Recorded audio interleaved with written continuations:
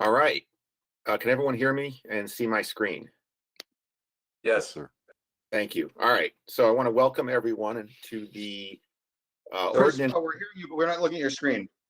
You're not looking at my screen. Oh, no. Thank you, Councilor Marone.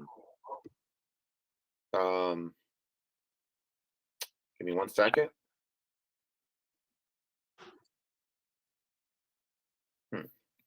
I can see your screen. Your screen is fine. Oh, maybe I have the wrong view on. Hang on. Sorry. That's all right. Joe isn't known for his. Who invited All you right. to this party? I don't know. All right. Did you see a picture of the town hall and the clock? No, I do not. You're not seeing my screen then.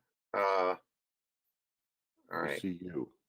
You see me. All right. I'm trying to share my screen. So apologies, technical difficulty. Vinny, where's the button to share my screen? At the bottom, it's the next to the log off button. Oh, where it says screen. That would Exactly. be where it is. I can never make fun of Joe Marone again. All right. Thank you, Chairman Cervone. That's why you are the chairman. I'm so glad I pressed the record button before I did all this. All right. Can everyone see my screen? Yes, I can. Yes. All right. Thank you. Well, this is the town council, the ordinance committee of the town council. Can you see the whole screen, or is stuff being blocked? No, we can see your whole screen. All right, because I'm getting blocked. All right, that's fine. Okay, so I appreciate everyone's patience. This is the ordinance committee of the town council. My first instruction is, unless you're me asking for technical support and you're answering me, please go on mute, and you can also turn your camera off. It helps with the bandwidth, with the record, with the whole thing. This is tonight's agenda. The agenda and the backup can be found on the town website, but this is the agenda we'll be going through tonight. Very quickly, if you go to the town website, you go under government, and you'll bring up a minutes and agendas section, and you can scroll down for the ordinance committee, and that's where you find the agenda if you don't want to type in that link. But that's where the agenda and the backup is posted, as well as our past meetings, and a nifty link to videos from our past meetings, which are also found on YouTube on the Wallingford Government Television site. You go to playlists, there's a town council playlist, and you can go watch all of these videos from the town council. The ordinance meetings are included. So just want to make that clear. You can find all this stuff on the website, on the internet here in Wallingford. Okay, as we call this meeting to order, I know we have some people on who may not be familiar with these meetings or even with the ordinance committee. So I just want to very quickly level set with who we are and what we do. This is the ordinance committee of the town council. All the councilors are on the ordinance committee. What we do here is we look at amending or creating ordinances, but we pass those to the regular council. We don't actually hear the votes we take here, and please go on mute if you're not. The votes we take here do not pass the ordinance. It goes to the full town council, where there's a process outlined by our charter with a public hearing. So just to be clear about that. And I will tell you, we tend to kick things around an awful long time here in ordinance committee. So because we're trying to always get it just right. In terms of public comment, unlike the regular town council meetings, we do not have a public comment section just for public comment. We do have public comment on each agenda item, so you can certainly speak on those items at that appropriate time. Otherwise, though, we don't have a general public comment. So if it's not on the agenda, don't come here to talk about it. Come to the regular town council meeting. And then if you are going to speak, usually the way things go, the council speaks first. We bring in our department heads as subject matter experts as needed, depending on the agenda item, and then I will put it out to the public. And these types of virtual meetings, what I would ask is, if you're watching this, there is a chat on the side. Just indicate if you're that you'd like to speak, and I will get to you when we get to that portion of the agenda for the public comment. When you do speak, just provide your name, or in the chat, provide your name and address. If you are dialed in on the phone, I think we have at least one person dialed in on the phone. Once I'm done cycling through anybody who's in the chat, I'll just ask anybody on the phone if they need to comment or want to comment, and same procedure, just give your name and address. Typically public comment, we limit you to 3 minutes for a comment. So just please try to hold to that so we can keep things moving. Again, please stay on mute. Please keep your camera off unless you are talking. And for now, we're going to have the Pledge of Allegiance. Please stand. I pledge allegiance to the flag of the United States of America and to the republic for which it stands, one nation, under God, indivisible, with liberty and justice for all. Shoreline, could you please call the roll? Yes, good evening. Hi. Counselor Fishbein, Here. Counselor Lappin, He's here. I saw him. Counselor Marone, Here. Counselor Morgenstein, Here. Counselor Tata, Here. Counselor Testa. Wait a minute. Counselor Zandri Here. and Chairman Shortell I am here. and Chairman Cervoni. I'm here. Counselor Laffin is having trouble logging in. Thought I saw him. Yeah. Thank you. And I just want to, just because we do have some, I'm not sure exactly who's going to be here in terms of, I put guests on the slide. It's really department heads. I just want to ask, and I don't know if Mayor Dickinson is here or not. Attorney Small, I think I saw you. I'm here. Hi. Kenny Michaels. Bill Dickinson here. Hey, Mayor Dickinson. Thank you. Kenny Michaels is here. Kenny's here. Okay. I saw Mr. Gilo. Who's here from the Parks and Rec Commission? Mr. Gilo's here. I believe Don Crouch is, I don't know if he's caller 3. He's in on a phone line. Mike Savinelli's in on a phone line.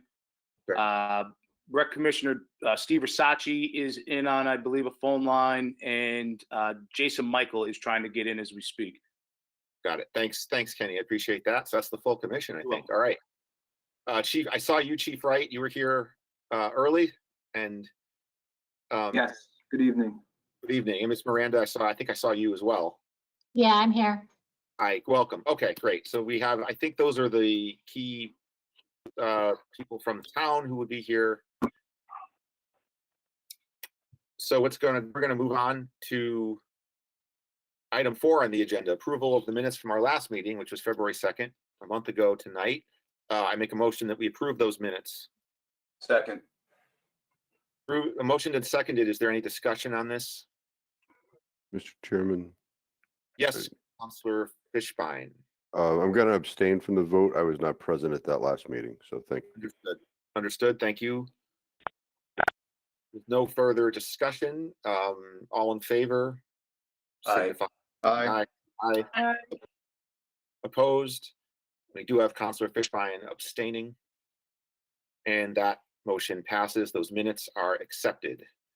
Moving on to item 5 of the agenda, discussion and possible action concerning town fees for use in parks. Councilor Marone, I will throw this one over to you. This is your item. Thank you very much, Mr. Chairman. And I have just a couple slides to look at just to give you some ideas on where I'm coming from on this. Mr. Chairman, if you would advance to the next slide. So why are we talking about this? So there's been a bunch of stuff in the paper and some goings on lately with regard to fees in the parks. So just a couple of points. The ability to tax or levy fees is held solely by the council per the charter. The council, in some circumstances, it chooses to delegate this authority, which we'll get to on another slide, via ordinance to someone else. The rules and regulations of the park are certainly under the Recreation Commission, which is where they belong. As far as I can tell, there was the ability to set the fees for parks was given to the Rec Commission by the town council somewhere around 2004, I think. I couldn't find any reference to it earlier than that, although there may have been, some type of other arrangement outside of the ordinance. Next slide, Mr. Shortell. So when we look at and this is not intended to be an exhaustive list of how we set fees, because obviously, in local government, there's fees for a lot of things. But if you go through the ordinances, You'll see that there's a number of fees that are set specifically by the ordinance, with some example there, like amusements, food service vending, salons, so on and so forth. So those actually have a dollar amount in the ordinance, and that's how those fees are set. Some fees are set directly by the council, like in the terms of the rates of public utilities and solid waste, where the council has sort of a votes on, there's another body that passes the fees and then we approve them. There's only a few areas where I can find fees with no council review. So let's talk about the ambulance commission and the parking fines first. So there's people that are town employees that are experts sort of in those fields that set those fees. The recreation committee does a great job managing the parks. They're a group of largely volunteers with some paid town employees on the group that set the fees with no council review. All right, so I think that the situation here is somewhat unique, where we have, a fee is a tax by another name, right? So we've sort of given away some of our taxing authority to a group of volunteers, which is kind of unique in the circumstance. So next slide. So my thought was, this is a power that, a prior council had given away. The existing ordinance is on the top. I'd like to make a motion that we add the following language in red on the bottom of the screen to the existing ordinance at the top. So I think that the ability to negotiate the fee should lie with the rec commission, but I think that according to the language here, the facility permit fee structures will require the approval of the town council. And then my other thought was that it would take effect a minimum of 6 months after approval by the council. So short and sweet. The first sentence is sort of the one that I think is important. The second one was certainly, negotiable, or we could look at this a few different ways. But I'll give you a second to read I won't read the existing ordinance to you at the top, but you can look that over. So that's what's in the language right now. And the last slide, Mr. Chair. All right, so was it appropriate? I guess my question is, was it appropriate for prior council to surrender its taxation authority to a volunteer group in this regard? We've seen a bit of a political firestorm over some of the decisions they've made, and I'm not saying whether those decisions were appropriate or inappropriate. It's certainly within their rights and ability according to the authority they've been given by the council. I guess my question is, was it wise to give that authority, give our taxation authority away to someone else? So some other questions I think that are worth considering is is 6 months a reasonable amount of time? I know there's camps and things in the park. So if you're going to set up a camp, how much time do you need to know what the fees are going to be? Should there be a formal process to request fees, or should this just be something that comes to the council and say could go on the consent agenda if it was, considered to be non-controversial? Should there be parameters in creating a fee structure? And my last question is, are all groups created equal with regard to park usage? In other words, the Y, the Boys and Girls Club, the various groups that use the parks, are they all the same as the general public, or do we carve out special exceptions for special groups? So that's my motion in a nutshell, my few slides. I'm curious to hear what the rest of my fellow councilors think about it. So I just want to be clear, you are making this motion Yes. in red. This is the motion that you are making. So I'm going to ask, okay. I will second it to get this discussion going. So that's the motion. And there is a second.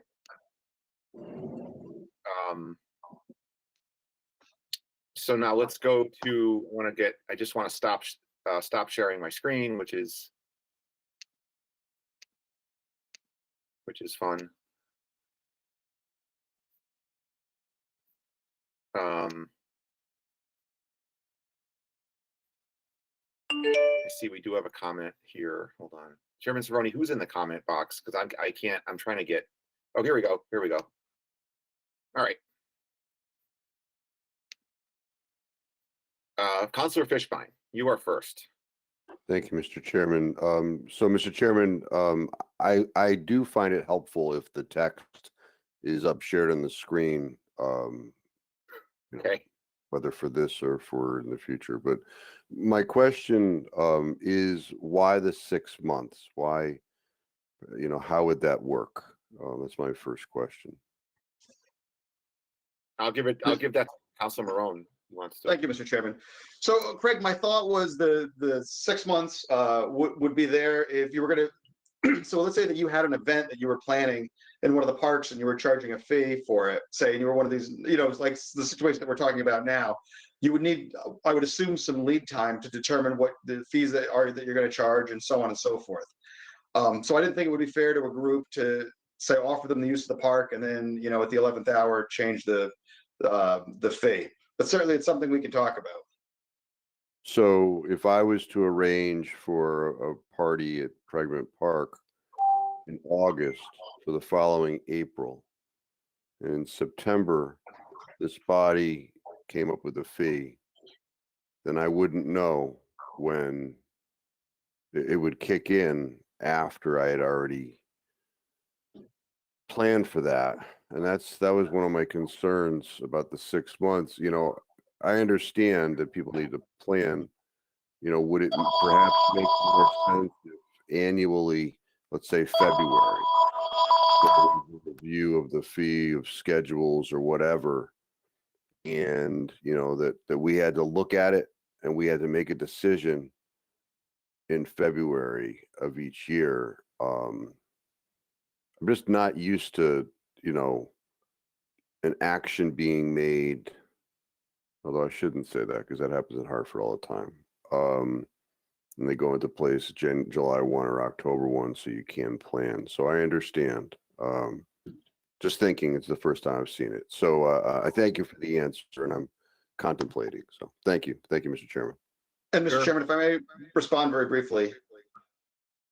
So Craig, so currently, and Mr. Michaels is very helpful. I spoke to him a few days ago or a week ago or so, and he had indicated that if you were a private party and you wanted to rent a park for the day, there's currently a fee for that. So I think my concern was, rather than a private party that just wanted to throw, if you wanted to throw your own private party, you would pay the fee, which is existing on the books. But if you had a special arrangement, when you were looking for some kind of a break or some other arrangement other than the standard fee, then that would have to come before the council. Well, I think that's a different question, right? That would be different than what we're dealing with now. I mean, that's the waiver issue. I think the question right now is whether or not the council takes back the power to set these fees, right? Is that the intent of the motion? That is the intent of the motion. Okay, so if that power is restored to the council, I would assume that the council would be the only one who could deal with waivers. But once again, I think that's perhaps the next step of this, because certainly the commission wouldn't have the ability to grant a waiver if the taxing authority is vested in the council, unless we gave them that power. So okay, I see where you're going with that, but I think that if we didn't enumerate that they don't, so the current ordinance says that they specifically have the power to negotiate fees.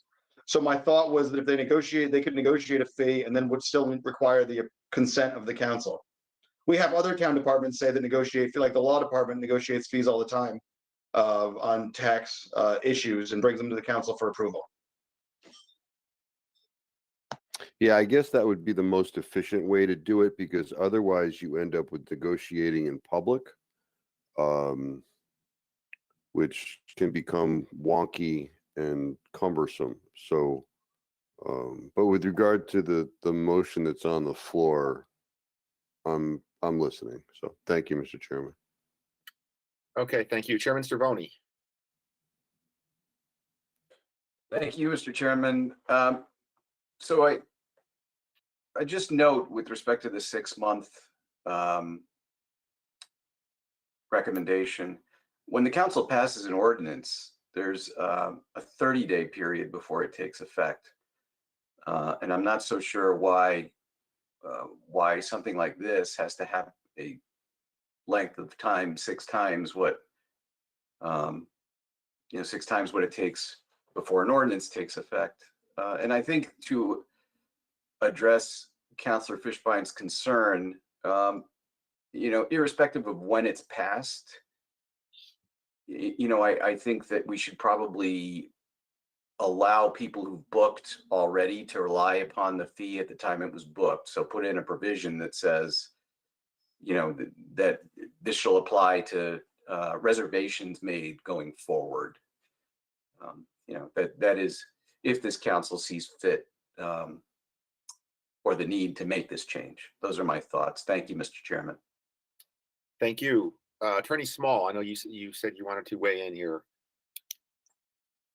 Just this suggestion that instead of saying 6 months, you could state that when the council approves the fees, it will set its effective date. You may have at different times a different rationale for picking a different effective date. It's just my suggestion. Thank you for that. Council is curiously quiet. So anyone else? I don't see any other comments from the council on this. So I can go.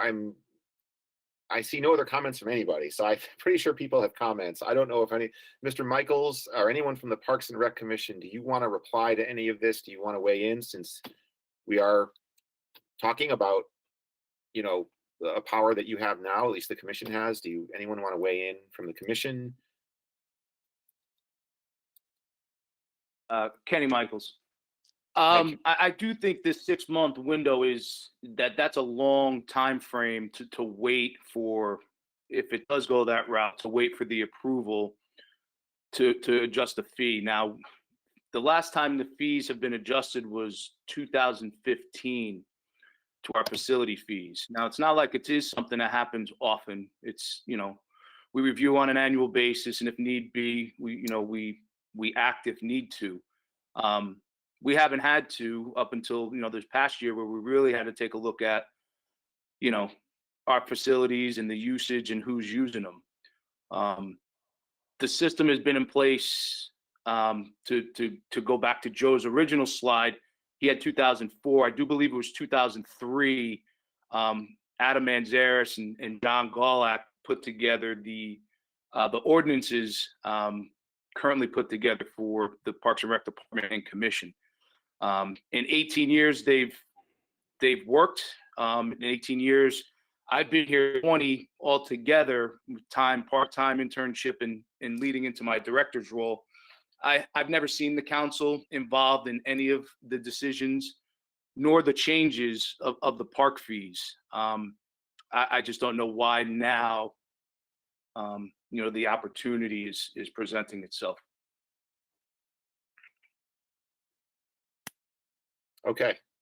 Thank you for that. Thank you for that historical background. Is that one of my, before you started talking, I was wondering how often these fees change, and you answered that. And I also appreciate the history from when this was established.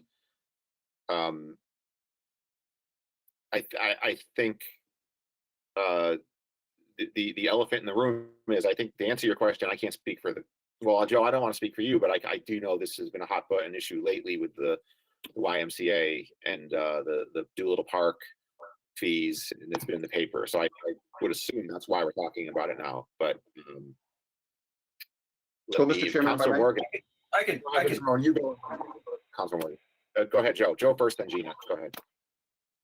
So, Mr. Michaels, to answer your question, part of it's with the issues that have been in the paper, it got me researching sort of the background on this issue. And then it got me to ask the question of why have we delegated, the council as the sole taxing authority in town, why did we delegate part of our taxing authority to another group of unelected individuals? So again, no offense to the rec commission. I just don't know that, if I was on the council in 2003, I probably wouldn't have supported this at that point. So that's why I would have a hard time supporting it now. So that's sort of the long and short of it, if that makes sense. Thank you, Councilor Marone. Councilor Morgenstein. Yes, thank you, Mr. Shortell. So I've been quiet because I am kind of listening and wanting to hear more information. I'm a professional person. I'm well educated. I don't see myself as having expertise in what it costs to, I guess not cost as much as just the function of these parks. And yes, we manage the budget and all, but I don't know. Do we as a body, do you feel you have the ability to say this is how much this fee should be set at? I'm not sure I want to take that back, so I'd like to hear more from the people who have been doing it, please. Thank you. So if I could, and I'll try to Mr. Michael, go ahead. I'll try to keep it brief, and it's kind of stole my thunder there. And I had actually reached out to John Gawlak as I'm collaborating on a project in Cheshire with him, and I asked what their thinking was when they did this back then, and his answer was an eye opener. And we on the commission are there to oversee the department and the facilities and the parks and the usage and needs and wants. We're literally the group that has their finger on the pulse of what's happening there. I don't think the town council has the same view that we have, as we're dug into each and every item that comes across the bow on a monthly basis. Sometimes, you know, we're walking parks every couple of weeks. We, at one point, just before John's departure, we had split up because the parks had gotten to such a point that we decided to each kind of adopt a couple of them and check in on them and walk them and see what fencing is broken. And I think we put together this big wish list and want list, and I think that's important to have that knowledge and information, and to have that on your mind as your job. Although we're volunteers, we're appointed, and we're put in a place to act as the conduit between the town and the people who live here. And I think there aren't any better suited people to judge what the fees should be or what the department might need in a whole nother realm besides asking for huge amounts of money from the council. So it kind of piggybacks on Gina's statement, and it was planned to be said before that. And I'm certainly on board with the council reviewing any changes made, as they should. I think that the town council is there for just that reason. I don't know that, unless there's some real huge want to have decision power on this, I don't see the need to make it more cumbersome or to elongate it at 6 months at a clip. As it sits now, these fees are there. No one has to be notified. The fees are in place. They've been there 5 years. So, I mean, unless there's a huge change, I can only imagine if I signed, as Craig was saying, if I signed a permit for next September, I imagine the fees I signed up for would be the applicable ones, not what changed in July.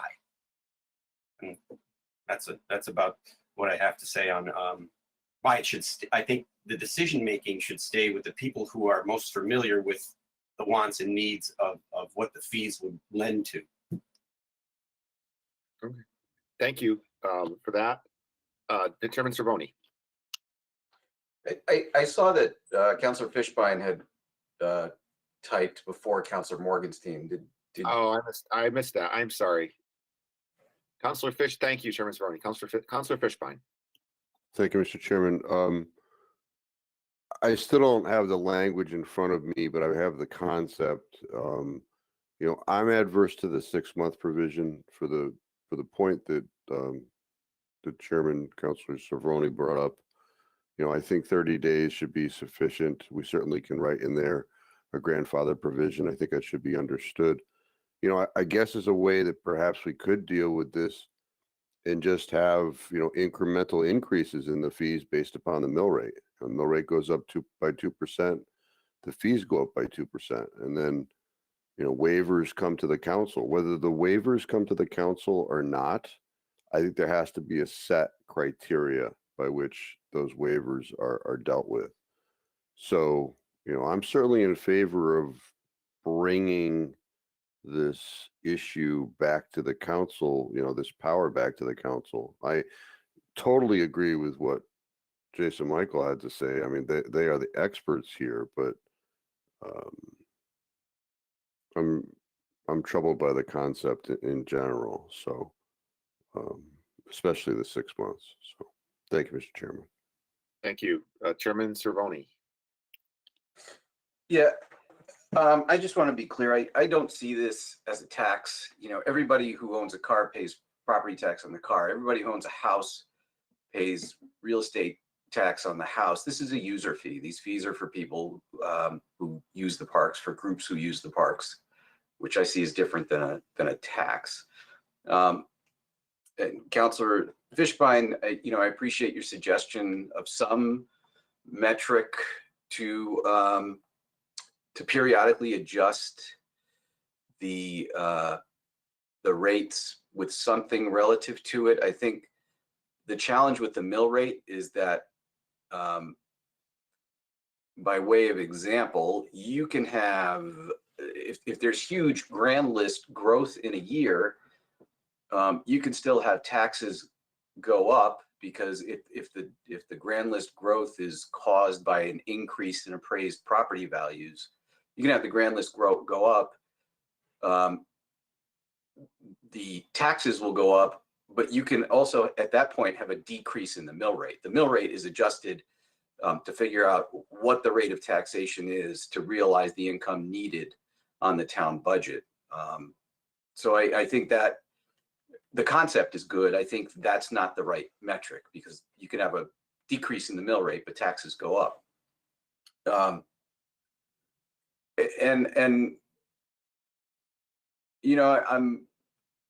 I'm not sure that this is the solution to the problem that's come up.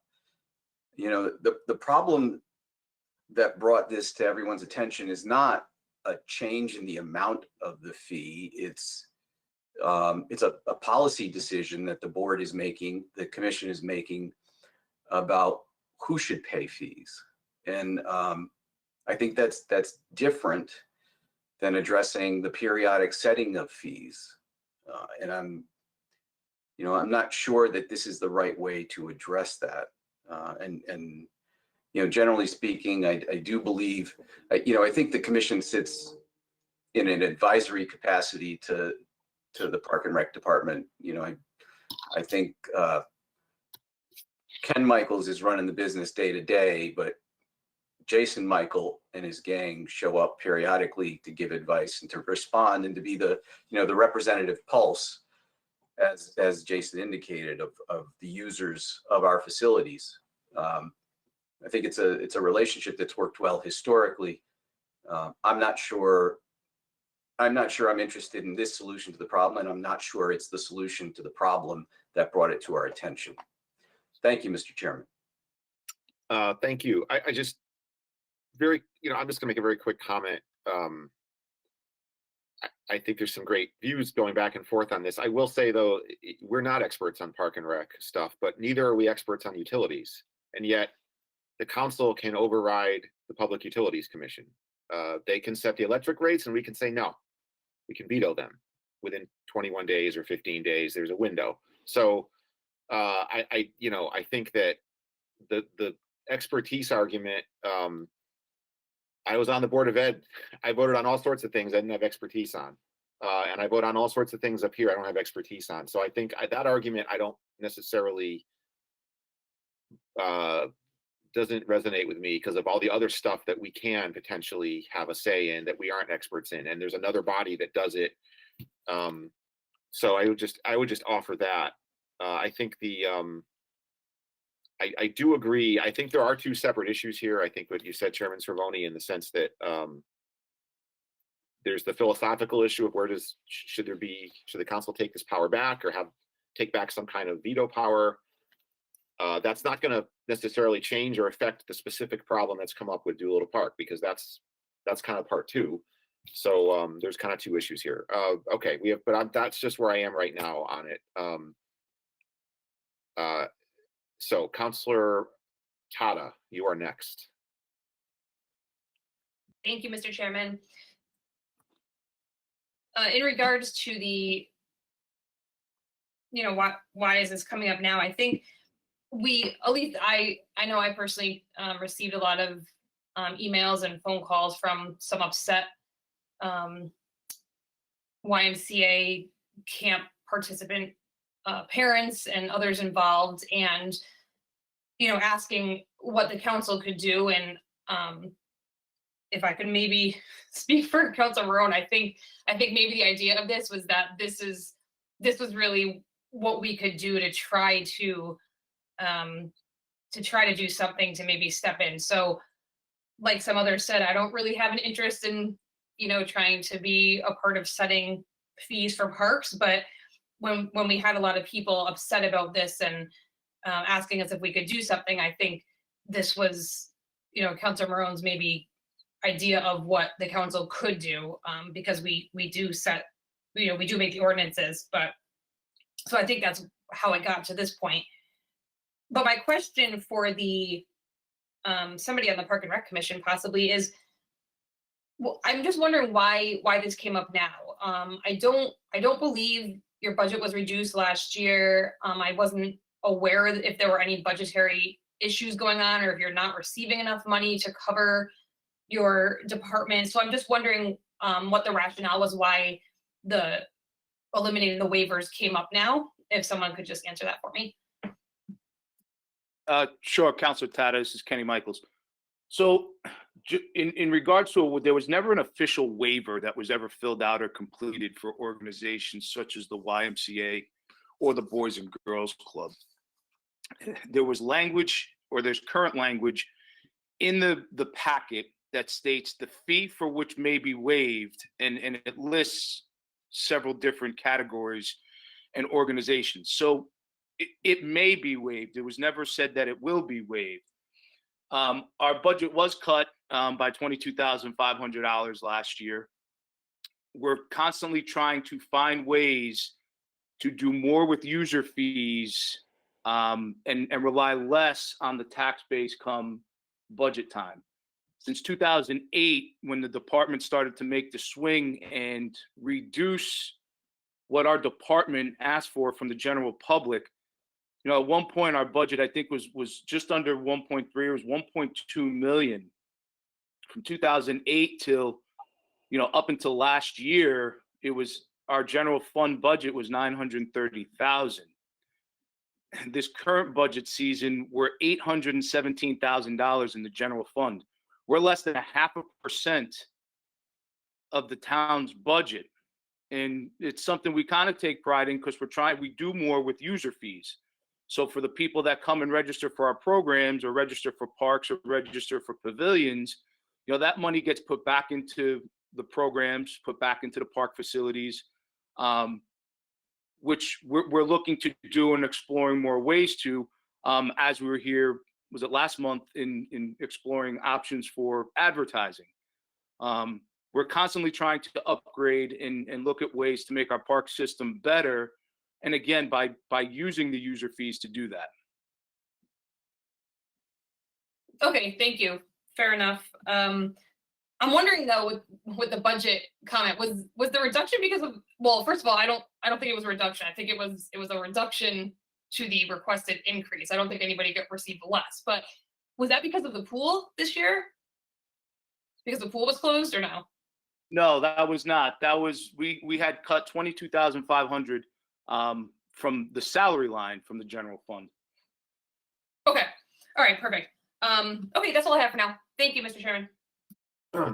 Thank you, Councilor Marone. Thank you very much, Mr. Chairman. Just a couple of quick points. One is I think that the issue at hand, the political issue, is sort of what led me down this path. But I see that this is sort of the first step.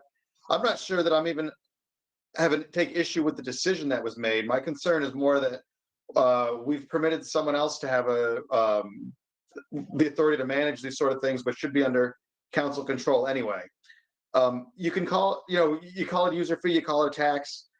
If you use the pool and you buy a pool tag, I know where that money's going, because it's going to pay for the maintenance of the pool, which we know how much, the pool costs per year. If you pay a park fee, the grass is mowed by the contractor for public works. The garbage is cleaned by public works. So the fee that goes to the rec department it's a user fee in name, but I'm not entirely clear where that money ends up. So, Councilor Marone, I can answer that for you. So we have what's called our program revenue fee, or fund, sorry. And that's program registrations. It's broken up into two categories within that fund. It's program registrations and then facilities. So anybody renting a pavilion, renting a room at the Parks and Recreation Department, renting a baseball field, that money goes into what is called the 209 account, which is facilities and program revenue. And then it's dispersed between programs and facilities. So the facility money we use to put back into the parks. So for example, this past December, we did the annual shoreline clearing at Community Lake, which we do on an annual basis. Opens up the shoreline to the lake. It clears, it takes down the debris, the overgrowth. It opens up the view. It allows the fishers, the fishermen or the people who do go fishing there to go down to the lake. That was all paid by user fees. When our building needs to be painted, on the interior, which we try to do on an annual basis, we use the user fees that people rent the facility or rent the parks. We put it back into our park systems and facilities. Pavilions need to be painted. We try to use the facility money to paint the pavilions. We're trying to do more with that money. So when it does come to budget time, I'm not looking to, request these maintenance items to be done.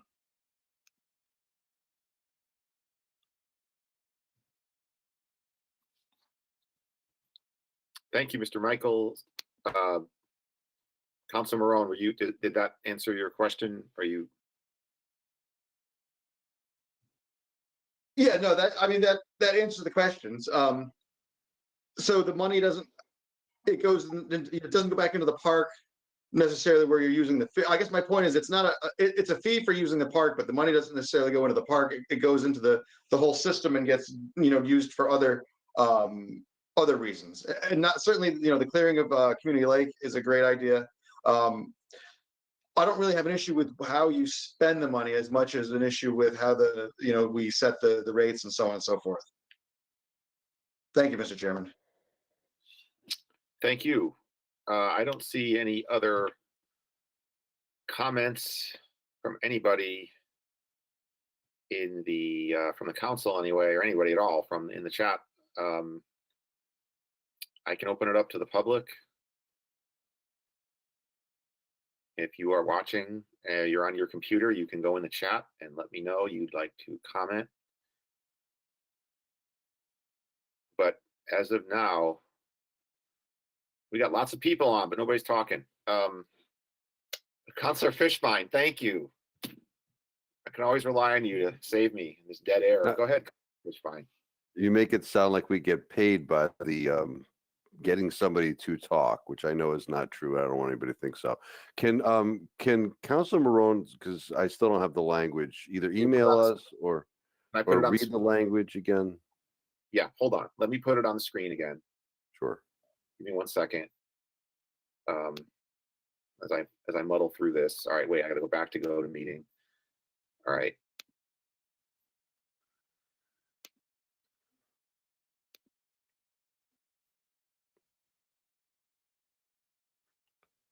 All right, Craig, can everyone Yes. see the line? All right, so that is the motion that was made.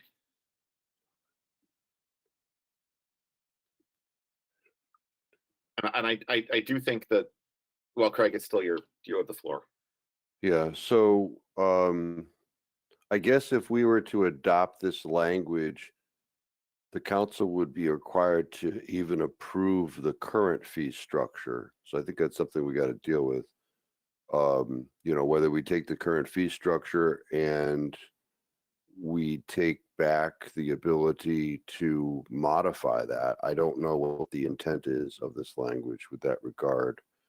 And take effect a minimum of 6 months after approval. I don't think the second sentence is necessary. So, I don't know if Councilor Marone is willing to, run this as a friendly amendment just to have the first sentence. I think the 6 months becomes too cumbersome, and I don't see that these fees are going to get raised by hundreds of dollars by anybody, no matter who makes that decision. So I don't know. I throw that back to you. I don't know how you want to deal with that, but I just think that 6-month provision is unnecessary. So thank you, Mr. Chairman. Sure. Councilor Marone. Craig, what would you, so Janice had made a suggestion that we could set we change the language to reflect that we can set the time it takes effect at the time of passage. Would you consider that as a friendly amendment? What about shall take effect 30 days after the approval unless differently determined by the body? Something like that. I would accept that, yes. Thank you. Okay. All right. So I don't know how we do that for the purposes of where,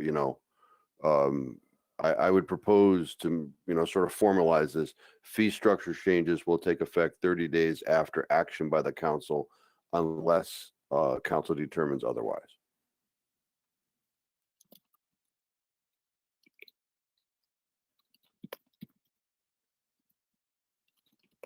Sorry, everyone. This is painful. All right. So this is Councilor Fishbein. Did I get it right? Yes, sir.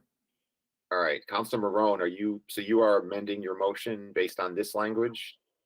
Yes, so amended. Thank you. All right. I'll amend my second as well. So we have an amendment to this. Mr. Chairman? Is it Mayor Dickinson? Go ahead. Yes, I'm not speaking about the language of the motion. I do feel necessary to say something about how fees are calculated. Fees should be in some way connected to the cost that is being borne by the department or the town as a result of use. I am very concerned about fees reaching such a level that they could become potentially not just burdensome, but even discriminatory, where large amounts of money can be accumulated without a relationship to, again, the use of the property. Determination, is that use exclusive or not? I think there needs to be a connection when you have user fees to a reasonableness as far as what the impact is of that individual organization using the park. At that point, that reasonableness is what becomes something that's it will always be debated, but an effort to make sure it's reasonable means that there is an ability to listen to different impacts on different organizations, groups, the length of time, the permit covers also becomes also a factor. So ultimately, user fees should have some relationship to cost impact. Is there extra grass cutting?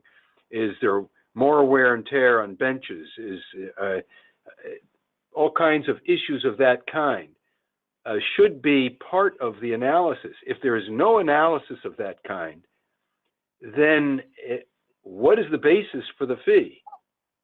And it has a potential to be something that is arbitrary, capricious, even discriminatory.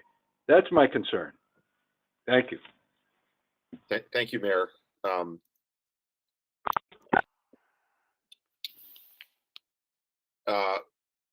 Councilor Tata, you had a question on the motion. I want to get to you before we continue.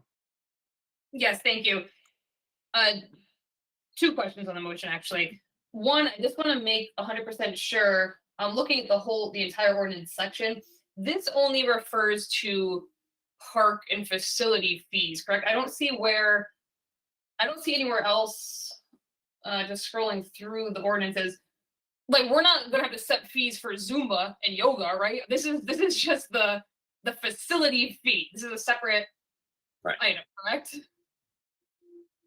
I believe so. I mean, Because I don't want us to think that, I mean, it is under park facilities and ordinances, but I want to make sure we're not, if we do adopt this, that then the entire, Park and Rec catalog comes before us and we say, okay, we have Zumba Gold is $35 and, like I don't want to get involved in that. So I just want to make sure that's not what we're discussing here. I don't think so, but I do think it would involve, I mean, I would assume a pool tag fee would be included. The pool's a facility. And so that would, I don't know, if I read this the way it's written, that would be in the list. I would assume we get a list. They would have fees, there would be a list, we would say yes or no. Because because I'm looking at the ordinances, chapter 151 is parks and park facilities. So I mean, Right. that's, going by the definitions, it seems pretty clear, but I don't know where Where do you draw the line? have the authority to do the other fees are. So I'm just trying to make sure that's not included in this if we change this. Right. Attorney Small, are we setting yoga and Zumba rates here or not? No, you're not. It's just the park facilities. Okay. So they have authority somewhere else to set the fees for fitness and basketball and that type of stuff. It's all part of, the running of the department, but the ordinance, the power that was given to the commissions is specifically for the park facilities. That's the power that the council gave to them. Okay. So then we're just dealing with that. So that, all right, that makes me feel better. The other question I had on the motion was, I don't know if we want to add the wording, it says fees. I don't know if we want to say fees and or waivers, because I think one of the current issues is the elimination of the waivers. So I don't know if that needs to be specifically stated in the ordinance. So we would have to approve the fees or a waiver. If somebody wants to apply for a waiver, that would also need to come before the council. So that's a good question. I'd like to get a sense from Mr. Michaels, how many waivers do you deal with routinely? That'll help me.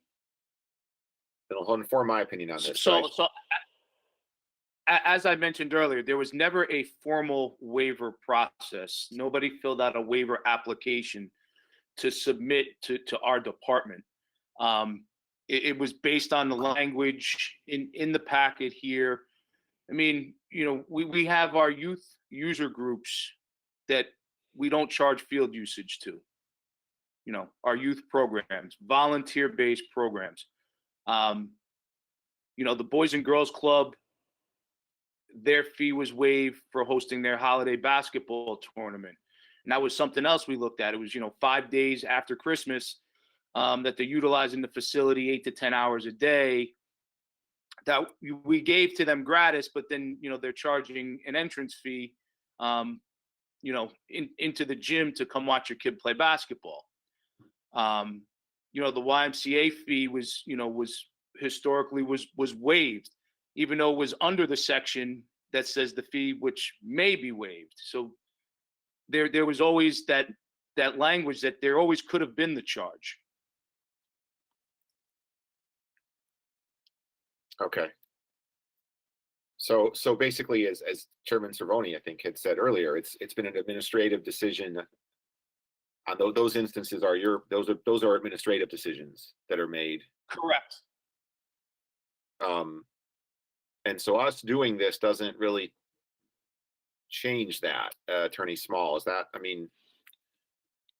Okay, I'm not really sure. The idea that it's not, there is no policy. I do think that's something that would fall within the legislative authority to either say what the criteria would be, or to require them to come back to the council, or to at least see a written procedure. I do think that if there isn't any criteria for determining who gets waived and who does not, it does open it up to unfair or uneven treatment. So that would be something that you could address. It could be built into, if you decided that the fee structure, and I think a fee structure can include a process by which something is waived. If the council ends up approving that, then they would recommend how that waiver provision would work, and the council could approve that. Okay, like, I mean, could it be like a It's bid? not I'm sorry? Could it be like, yeah, I mean, could it be like a bid waiver? I mean, what we do, we approve, you know, bid waivers today. Well, I mean, it's not, it's a waiver of fees, but it's, you know, it would be something, you know, I mean, let me take a step back. So it's not unusual at all to have an ordinance such as this, whereby the legislative body delegates to the people that are more in the know of the particulars, the complete authority to do something like this. This is not unusual. It is also not unusual for, in fact, the ordinance to say, the legislative body to say, you set you craft it, we're going to approve it, or something in between. There's nothing unusual about any of those scenarios. That's common practice. It's common practice to delegate it, and it's common practice to say, I'm delegating it, but we want final review and approval. So I do think, you know, perhaps a little bit of time should be spent, at least on some level, whether it stays with the department in the commission or comes back to the council, on having some type of guidance or parameters on waiver. I'm a little concerned that there's no criteria for that, if there's not. Understood. So Councilor Todd, a good point, and we're gonna have to expand on that if in fact we want to pursue this. Yeah, and that's why I thought, I mean, at the very least, if we want to, I don't know if Councilor Marone would want to add into the motion fees and or waivers. I mean, it's a start at least then the wording is there.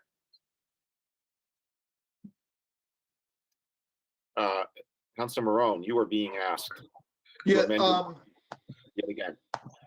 okay, and Janice, I apologize to go back on this, but I think according to what you were just saying, that the word waivers would sort of be redundant, because we would have control over the fees ultimately. I mean, you can specify, you can include clarifying language to include waiver, or I mean, I look at fee structure for use. If you view that broadly, you could say that doesn't including a provision for how to waive a fee. But there's no harm in adding language that clarifies that you're including a waiver process. Okay, so then to your point, Ms. Tad, I would have no issue adding the word and waivers to the language. Okay, so then I guess Councilor Churchill, you got to pull your screen up again. Right? This is the last time I ever shared my screen. You started this. I know. You reap what you sow. All right. So, all right. Can you see? Yes. So I added waivers, but I think we need to add, and to Attorney Small's point, the placeholder for criteria. I think, don't we? Is that what or did I misinterpret what was said? Oh, you can say fee structure changes and waiver provisions will take effect. How about that? Does that sound better? Yes. Or actually, you could put it in the first sentence. You could say facility permit fee structures, including waiver provisions, require the approval of the council. That's probably a better place for it. Got it.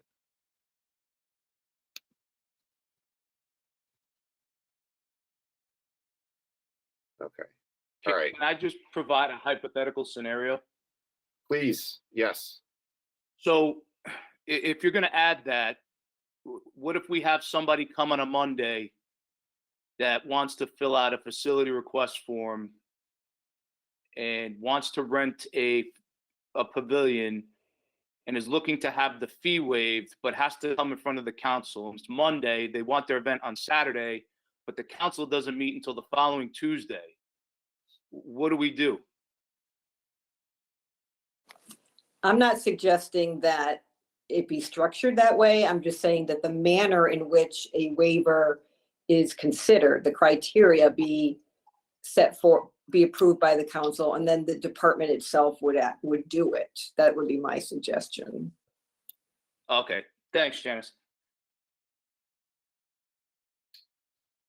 Just from a procedural perspective, Councilor Marone, are you comfortable amending your language as it is represented on the screen? Yes, Mr. Chairman. All right, I'll amend the second as well. I just want to go back. I know we have some other councilors who want to comment. There was a question from the public, and it actually ties to what the mayor spoke about a little while ago. So I just want to go back to that because I think it's a similar question. The question from the public was, how are the fees determined? Basically, what the mayor just said. How are the fees determined by the Parks and Rec Commission? And then the follow-up question was, are they shared to the public or asked of the public before being levied or amended? I believe that the Parks and Rec Commission, they meet publicly and the agendas are posted and the public can attend those meetings, and that's where they've been discussed. So that part I think I can answer. But Mr. Michaels, do you want to speak to the first part of the question about how are the fees determined? You kind of already did talk about this a little bit, but I didn't want this question to get lost in the shuffle. Sure. I mean, so the facility fee structure that we currently operate under has been in place prior to it was actually with Tom Dooley was the director, and it just kind of it updates and morphs over time. I believe it was back in 2015 when this was changed or updated for the fees. It was right around the time that I believe the Board of Ed was looking to establish and look at their user fees and their field fees and rentals of the schools and the pavilions. And, you know, what is quote unquote the going rate? What's being charged in surrounding towns? And then looking at what we changed as a department, what we were looking to bring in as we were reducing the general fund reliance from the tax base, what we needed to take in programmatically. You know, I talked with Rob today at Public Works, and I asked him, you know, what do you have an exact line item for park maintenance? And they do not. It falls under bill. That'd be tough to come by. He goes, because the building maintenance and grounds account is only for the materials and not including the labor. So the fee structure was really kind of put together on what is the going rate for pavilion rentals, field facility rentals, and it was put together. I can't say 100% with fact, but I believe it was put together right around the same time that the Board of Ed was putting together their fees, because I think theirs came out in 2016, according to my sheet here. Okay, thank you for addressing that. Jason, if I could add on to that, as I was on the commission, the whole fee change was sparked when we started looking at the pool on a long-term basis. This is way back in the infancy of what the pool plan is now. And we realized how grossly undervalued the day at the pool was. Undervalued, it's a poor choice of words, how grossly underpriced the tag was for a day at the pool or season at the pool.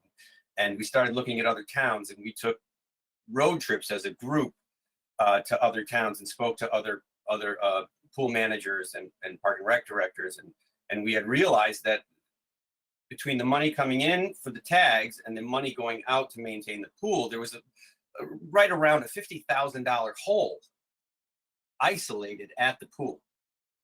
So this started the engine of, well, what can we do to at least close the hole? You know, we weren't looking to fund a new pool on the price of the pool tags from 2015. So to give you a little bit of background as to why it happened then, it hadn't happened since 2003. That just kind of happened on a meeting and said, hey, you know, I was looking at the pool numbers and this thing is a gaping hole in the budget. And let's look around. And we started seeing other towns and looking at their prices and how far behind we were. And we wanted to institute a raise in the pool tag. So then we're like, well, while we're doing this, why don't we look at pavilions and parks and full rentals and room charges? And I think we tweaked most of them. This is all, you know, by memory, but I think we addressed most of them then. And that's I guess how they, I forgot to ask the question, but how it stays that way for so long, or Kenny had said it just morphs over time. Well, it all started from community pool. And now that this has all happened, and we're talking about going from $750 a day to $800 a day, that's the whole talk of the increase now, which is small. We started looking at other towns and what they charge and who uses their parks and for how long. And I spent an hour on the phone today with the Park and Rec director down in Guilford to ask about his relationship with some of the nonprofits in his town, or the ball teams in his town, and how they work, and if somebody wants to come in and rent their parks. And I think we look at these fees on a grand scale of our parks are tired, and our buildings always need work. And we want to make, we as a group, that's our drive, is to make them better and nicer. And it takes money. And it takes money that it's kind of a revolving door of silliness as we go to ask for money and get told, well, there's no funds for that. I'm sorry. And then we go back and we huddle up and we say, well, how can we use facility fees to make money to do this? And then we want to do that, and we go back and we're told, no, you can't do that. And then we ask you for the money for something again, and we're told, no, you can't have it because there's no money. So it becomes this crazy merry-go-round of asking and being denied, and then coming up with a way like, hey, well, you know, there's a group in town who's occupying the gem park of Wallingford for the entire summer. 8 hours, 10 hours a day for 45 days every single summer. And to get to the mayor's point, which I do agree with fractionally, what is the fee covering? What are they using? But how do you quantify unavailability for the rest of the town for the entire summer in the center of Doolittle Park? How do you put a number on that? So that's a tough thing to address. If a kite flying club wanted to come in and at Westside Field and fly their kites, I mean, do you charge them for the square foot of grass they stand on? I don't think that's a reasonable way to figure these fees. But I do know where those fees are designed to go in our heads and on our paper and in our notes. And those fees are hopefully going to make our parks something we can all be proud of, because they're tired. They're tired in every way, shape, and form, from fencing to asphalt to tennis courts to grounds to infields to backstops. I mean, everything, to our fall zone protection. Kenny's put a plan in to improve that, but he's got to spread it out over 3 years and pick a couple parks a year. Well, if these fees are tweaked and enforced in places where they really should be in the spirit of fairness, the money's here. It's here on a yearly basis to put mulch down instead of beach sand that's packed like cement underneath the swing set. We don't have the money to do.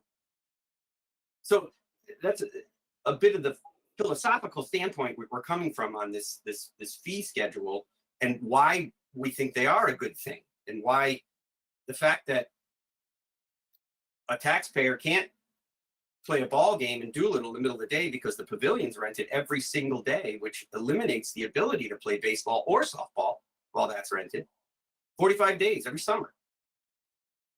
I think that's something that is costing people enjoyment. And if you want to have that opportunity and that luxury of having that, then I think there's a fee in place, and it's been in place, and some portion of that fee should be applied. And I think that money should go back into parks, and as does the rest. I speak for the commission when I say that. All right. Thank you, Mr. Michael. I'm going to go to Councilor Laffin because he's been waiting a while and he hasn't spoken yet. I know. So go ahead, Tom. Thanks, and sorry for my technology issues, computer not working. Some of my comments were Janice actually ended up covering them in her last dialogue when I wrote that I had a comment. But so basically, you know, we're talking about the waivers, or the special arrangements, and Kenny Michael's comment about, you know, if they come in on Monday, then and we don't meet, and so on and so forth. That was my question. Like, what do we do? So the process part helps. I mean, is this become like a parade ground thing where, you know, if you want a waiver, you've got to put it in enough notice in order to get on the agenda, and if you miss the agenda meeting, then you don't get the waiver. it just becomes this whole thing. I don't want to take too much away from the administration of the department. But the second thing is, if and I don't know who can answer this best, if the fees don't change, like let's hypothetically, let's say we talk about this, let's say we even vote on this tonight and it moves on to agenda, and then it goes to, you know, a public hearing for an ordinance change, and the ordinance is, you know, whatever it is, 30 days or not, then if the Park and Rec department, you know, elephant in the room, everybody's concerned about charging these nonprofit groups, right? And whether we want to override that or not. Can we, if the Park and Rec department doesn't change the fees, or there's no exception or waiver, then can we even do anything? You know, or do we have to wait until a change occurs? Like, are we going to get a chance to go back over all of them? Or do we have to wait until there's an action? That's just a question. And I don't even mean to get into the specifics of, you know, do we want to or not want to override or adjust or recommend or influence the decision on these two nonprofits? But how does that work functionally? I think, I don't know who. Well, I'm going to defer to Janice in a minute, but I think, because I agree with you on the question, and I think the answer is that this would not pass. There would have to be criteria around the waivers. So you're right. The fees not changing doesn't affect the waiver. So okay, there's we take back oversight of the fees. We have to approve them, and then if there's any groups that they waive the $800 a day fee, there's a criteria that they have to follow in order to waive it, and that's the part I think we would have influence. But Janice, I'm going to defer to you if I got that right or not. I'm not sure I understand the question, but so if you pass the ordinance, you'll approve the fees and the waiver structure as you approve it. So I'm not sure I'm following what the issue is. So the issue, I think what Tom's saying is, so the waiver structure has to sort of say, don't charge nonprofits. I mean, that's what it has to say in the waiver structure, I think. Or you charge nonprofits 10% of what the fee, you know, whatever. It says whatever it says. Or, you know, whatever considerations, whoever's asking for it. I mean, I don't know what the basis is for waiving the fees. So I'm assuming that there's some objective criteria that could be put into the approved structure policy that would allow the department to make a determination as to whether or not somebody qualifies. I don't know if you want it to just say, well, you ask for it, you get it. If you're somebody in particular, I'm not sure. Okay. I think to Tom's question about, like, you know, functionally, how does this work? Who writes that? Like, do we write it? And does it go, is it like stapled to the ordinance? Like, this is, I mean, it's got to live something. Yeah. Okay. So you can do it as, so like I said, you can do it this a variety of ways. You could have the structure of the waiver process as part of the ordinance, or you could include it in, let's say you adopt the language that you have. So the department and the commission would propose to the council a fee structure and waiver provision. So the waiver provision, I would expect that they offer for council approval would say how they will determine and process waiver requests, and the council will sign off on that. Or you can put it specifically in the ordinance as to how you wish that to be handled. So you have some room to make that decision. But to Kenny's point, you certainly don't want to be in a position where if someone can qualify for the waiver itself, I would think would not come back to the council. It's how do you determine whether somebody is entitled to a waiver is a process that would be an appropriate thing for the legislative branch to make a decision on.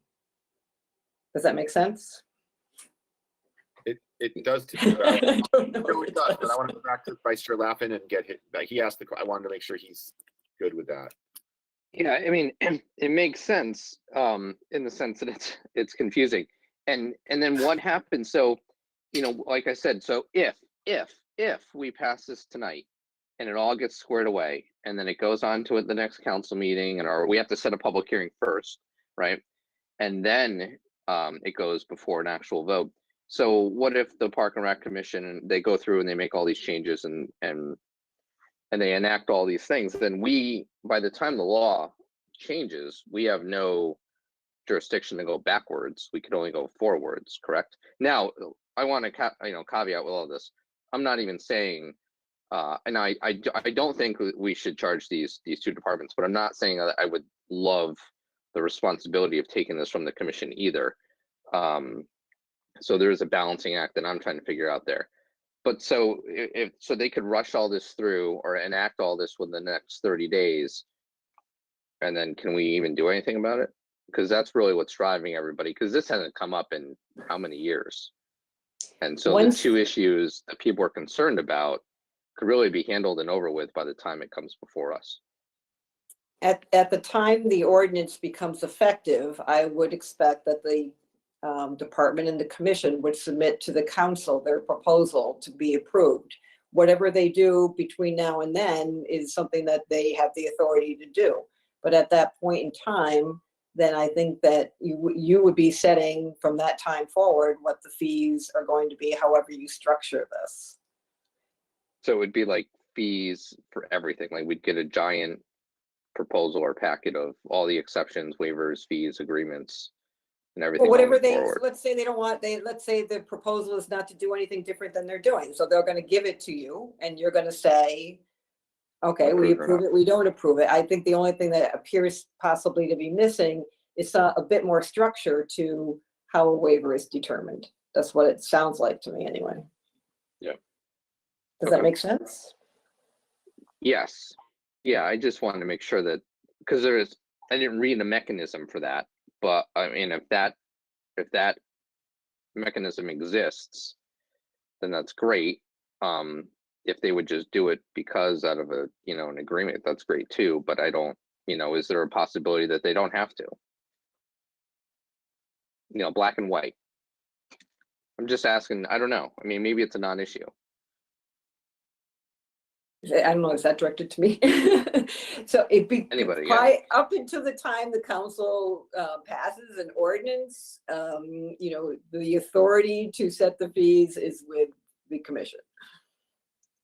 Are they compelled to give us a complete report or proposal at the end, or is it only based on changes going forward?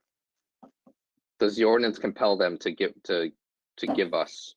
I don't see the language in front. I thought that's how the language read, but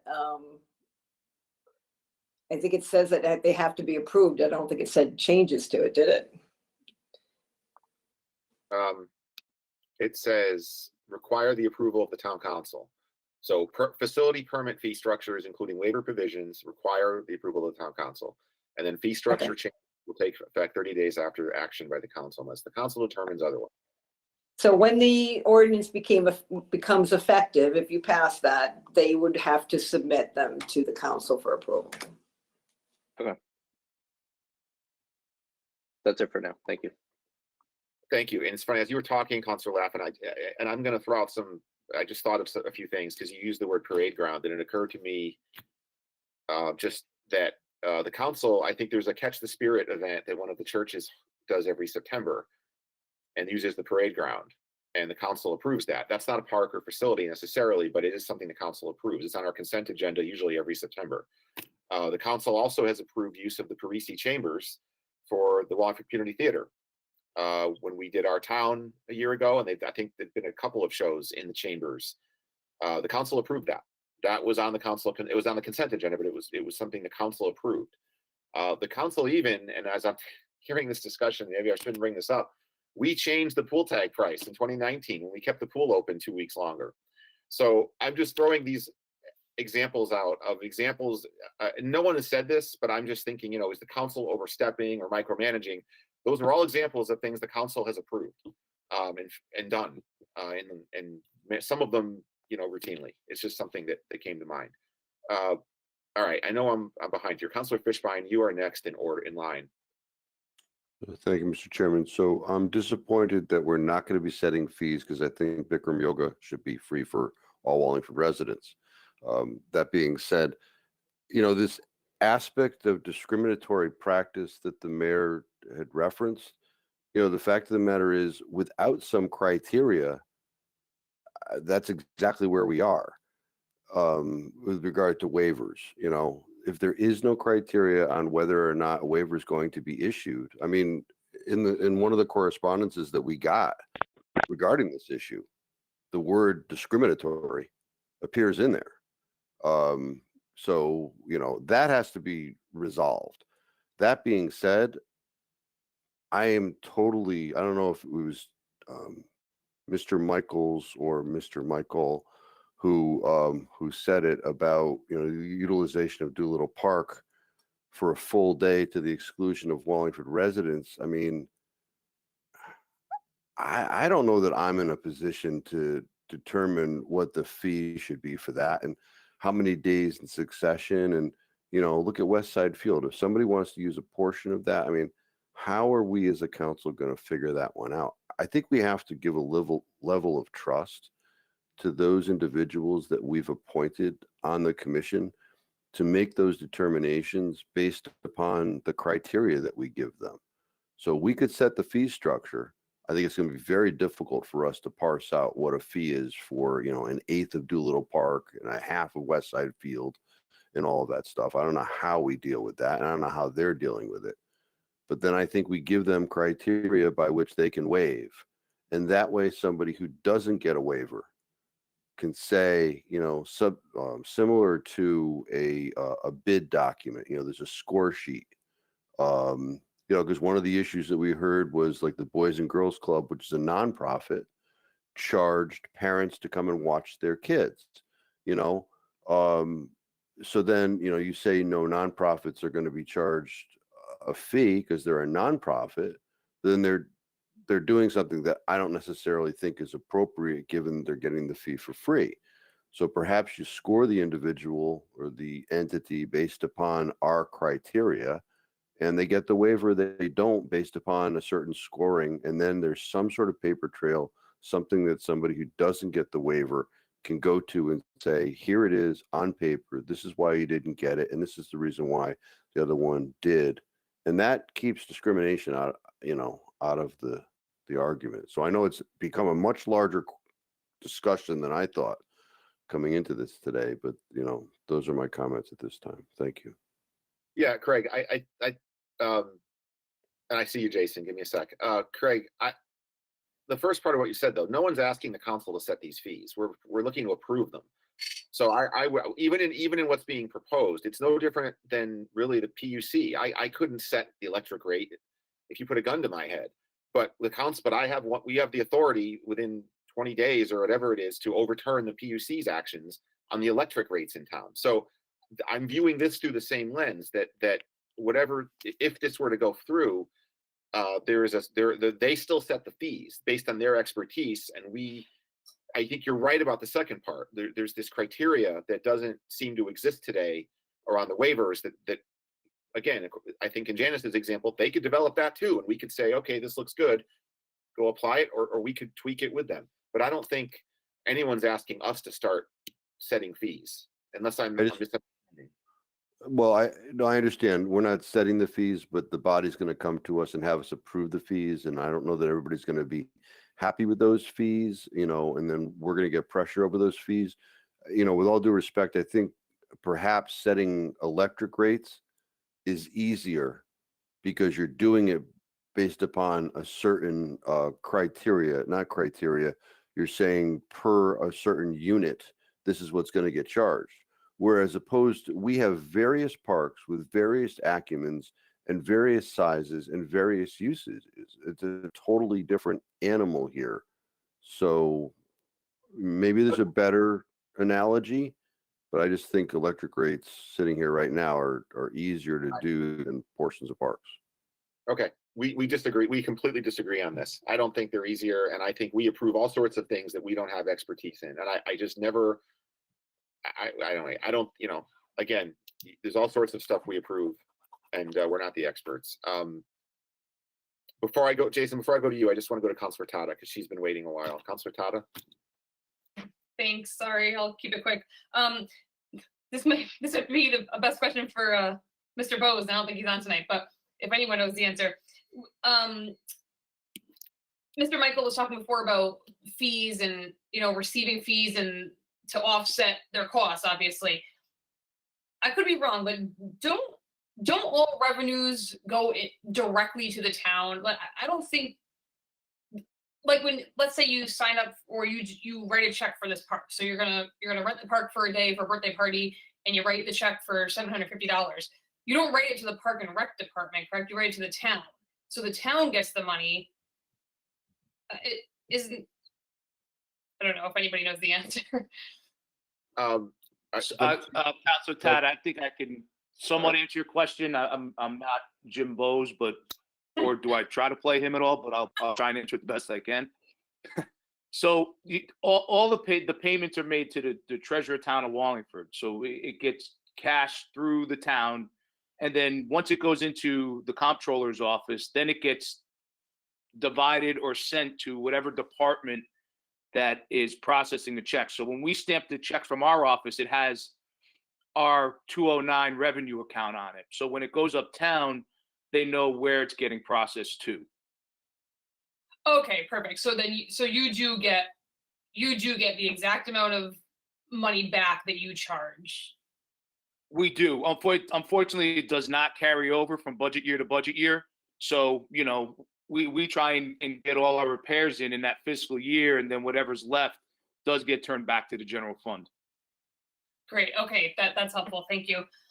My other question, and this may be for Attorney Small, but what happens if we adopt this ordinance? The Park and Rec Commission comes before us with their fee structure, and we can't agree on it. Let's say they say it's $5,000 to rent a park, and there's no more waivers, and the town council says no, we're not agreed to that. What happens if we can't all agree on it? Well, ultimately, the council has to make a decision. So, I mean, you can send the commission back to the drawing board with hopefully some guidance as to what it is that you're willing to accept, or you can make the decision at that time. It's up to the council to sign off on it. Okay, so if the commission never submits something to us that the council can support, then does the council have the ability to set those fees on its own? Well, I mean, I would think that the council would say, try again, or have a discussion with them at the time. They're supposed to approve I don't know. Sorry, I didn't mean to put you on the spot. I'm trying to think worst case scenario, because I agree with what Councilor Fishbein and a few others had said. I really don't want to be involved in setting these fees. I think they know better than we do. But on the other hand, when something like this comes up and we have a lot of upset people asking us to do something, I would like to kind of be that final. Well, I mean, it would be the normal course where the department or the commission that made the proposal would go back and make changes based upon the direction that the council gave. I mean, I'm trying to think of some circumstances where it didn't happen that way, but I don't see. I mean, I don't know what the council, if they would just decide that they're going to just step in and do something. I'd have to think about that, but. Okay, no, that's fine. That's all I have. Thank you, Mr. Chairman. Such a pessimist. We always agree. One big happy council. Jason, you're up. So it was two comments. One was answered when Craig was talking about the council setting fees, and Christina just said the same thing. And I was confused because half this conversation has been from that angle, and the other half was of the review of the fees that are set by the commission. So I just wanted to have that cleared up, and I think it's pretty close to cleared up. The second point I was going to make, and it's the second time that Christina has mentioned people are calling and upset. And I think there's been a lot of misinformation put out there, which can happen on Facebook and newspapers and things like that. And I do understand that. And I just like to say, for probably the 100th time, that everyone throws around this $800 a day figure. It was never, ever, ever considered to be applied to anyone who has used the park in the past, or these two groups that we've talked about, ever. And I say it again, ever. And every time a document rolls across or an article comes up or another post gets a screen capture, there's this $800, the Park and Rec Commission wants to charge $800 a day. And I can see why people would be upset. And it's just not reality. And I'll say it again, it's never been a consideration, because if you do pay the full park fee, that entitles you to the park. Craig Fishbein, you want to pay the full park fee for Harrison Park because you have a big family gathering and you want to play tennis. Well, if you pay that full park fee and provide your insurance certificate, you can literally put a caution tape across the parking lot, and not a town person can enter without you inviting them. So that alone would never be considered for 45 days throughout the summer at either Grand Street Park or Doolittle. It would enact that very, very situation. So to even think that we would consider that would be crazy. So just to clear that up for hopefully the last time, it is never been considered. There was a 25%, which was roughly $200 a day for Doolittle Park proposed, which by the numbers of average campers that attend that camp for 45 days, it's less than $1 per camper per day. That would be the fee that would cover that. Less than $1 per camper per day. Then that's only for 9 weeks, not 10 weeks out of the summer. So if that helps with your constituents, Christina, if they're so upset about this money and the big bad Park and Rec Commission taking the park away from the kids, that's another one that gets thrown around. They're taking the park away. Well, the park's still there. It's actually, we're trying to make sure that everyone can use it, whether you're a member of the camp or not. So that was point 2, that it is really, and that's on the low side of park attendance and park fees for the past 3 years average. It is less than $1 a day per camper, if this were enacted for this coming season, according to their numbers and prices. And to touch one small part on the criteria, we've already kicked that around a bit, and I believe it's going to be on our agenda again. And obviously there's going to be some details that they'll have to go along with it, but we really see a difference between nonprofits. When you have a nonprofit that has paid employees and owned property and buildings and big payrolls, comparing that to a nonprofit that's strictly 100% volunteer, and they're not paying up tens of thousands of dollars to a national organization or whatever the amount is, $70,000, $80,000 a year out of, Wallingford taxpayer pockets to use the park that the taxpayers pay tax to use to begin with. There's a big difference to me there. And that's kind of the main starting point for the criteria for us is, if you have a nonprofit, but it's supporting a $2.5 million payroll and owns 4 buildings and on a tax-free basis, compared to Wallingford Little League, or a better example is the Wallingford Vikings. They take in $40,000, maybe $50,000 in player fees every year. They have nothing. They have dirty uniforms at the end of the year, yet they kick up $4,500, I think, and these are round numbers. They have to pay that to the Board of Ed to use a field in town. They have no money, but they're doing that, and they're being asked to do it. So I'm curious if this body is going to examine the Board of Ed the same way they're examining the Park and Rec Commission, and are those fees brought across your desk? And maybe they are, maybe I don't know. But when they have their facility fees, I know if I have to rent a basketball court at EC Stevens, it's a minimum 3-hour charge for $425 plus $140 something for a janitor for 1 3-hour block of time at one school. And that I would have to pay. Just like the Vikings have to pay for, I think it's mostly janitorial fees, for someone to unlock the bathroom for their practice and then wait until their practice is over and lock the bathroom. But they come up with that money. That's more than half of what's being asked for Doolittle Park.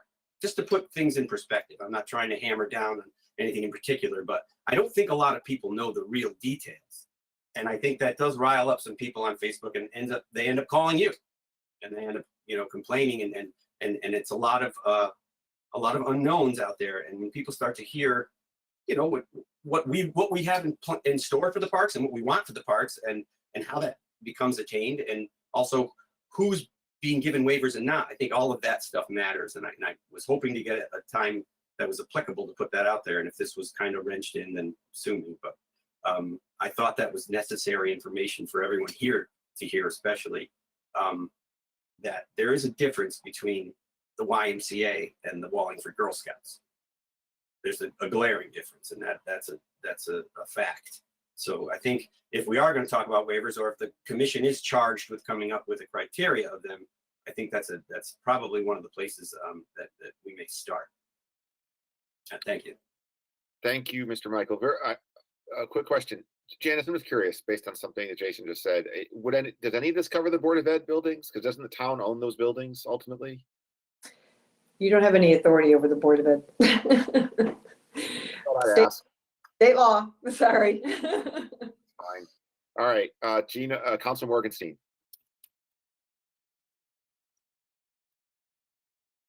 Yes, thank you. Yeah, I want to reiterate that obviously we started our whole conversation tonight with Joe's way of having us take over these fees, but I think, again, Jason, Michael pointing out that the whole thing that started down this road is that we are looking at deferred maintenance and conditions and things that are existing in this town, not only in Park and Rec, but many, many other places. And as we head into budget season, you know, these are discussions that we really should be looking at, please. So again, I'm not sure that us taking this on, I'm still listening, us taking it on with obviously their expertise, but the whole thing that started this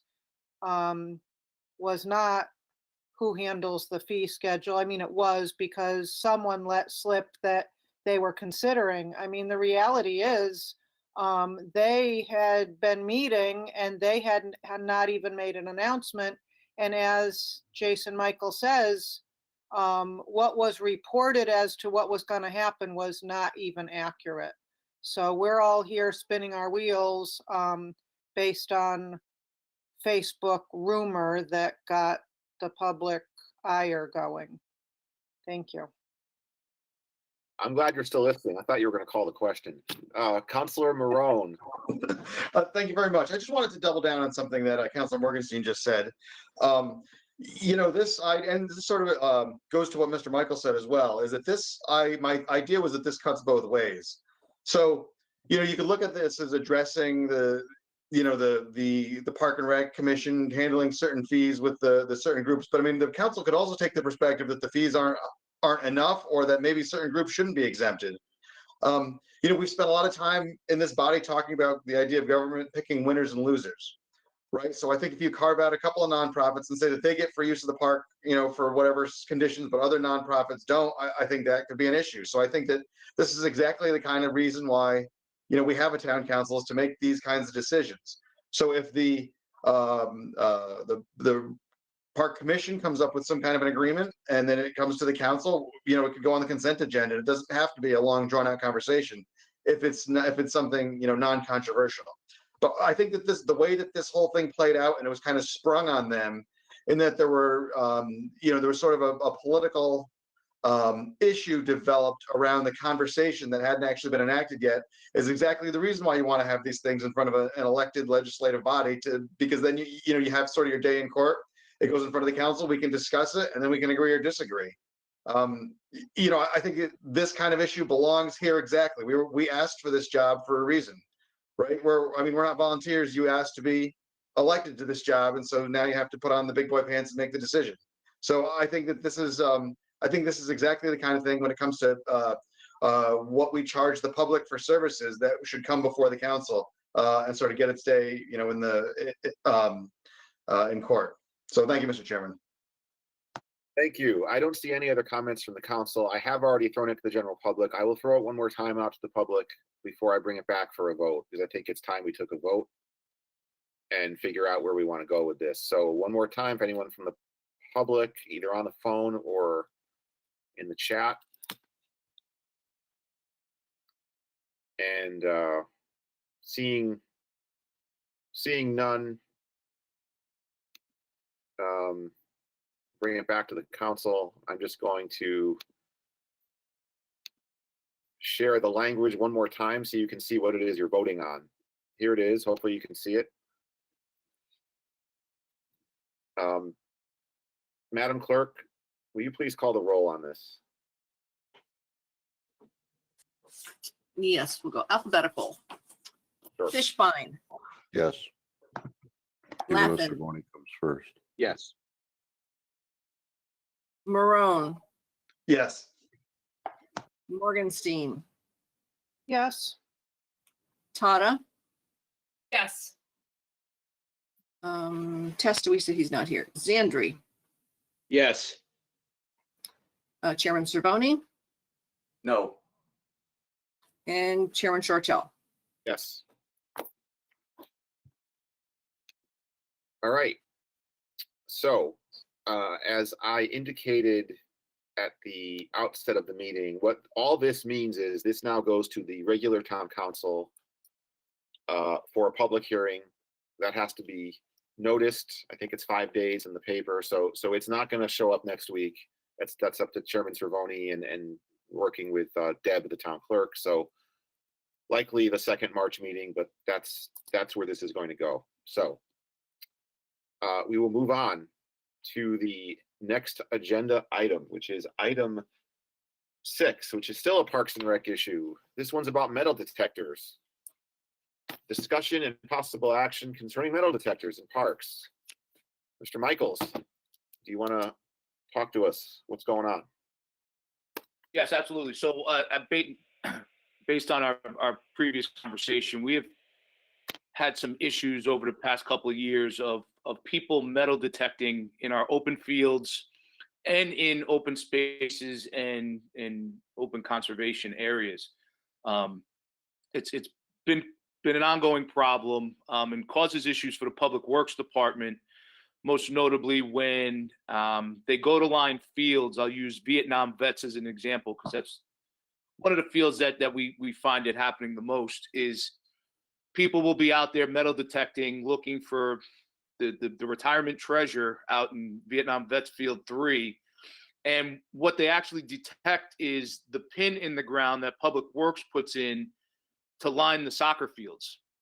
And what they do is they dig it up, realize it's a pin with a washer. So that's how Public Works notes it's for a soccer field. They look at it, throw it away, keep the divot and keep on going. So now when Public Works goes out to line the soccer field, they metal detect to find the pins, and all of a sudden the pins are gone. So now it's extra work on their part to now restake and repin the fields to line them all over again. I know it's been a problem. I think I saw Mary Heffernan on the call. I'm not sure if she's still here. We've had people doing it in Tyler Mill, creating erosion problems, digging up wild species and wild growth. So I was looking to get this ordinance or something put in regards to metal detecting and digging on town property. I did have a conversation with Attorney Small about a week ago. She had sent me probably about 6 or 7 different municipalities and towns, their ordinances for parks, to see if there's anything else on there that we want to add to possibly make it like one lump ordinance. We're not just doing one and realize, we want to add something else and do another one at another time. But we wanted the metal detecting to really be, if it could be looked into and possibly have some action on, would be appreciated. All right. Attorney Small, where do you recommend we incorporate this? Is it, I don't even know where, not littering, but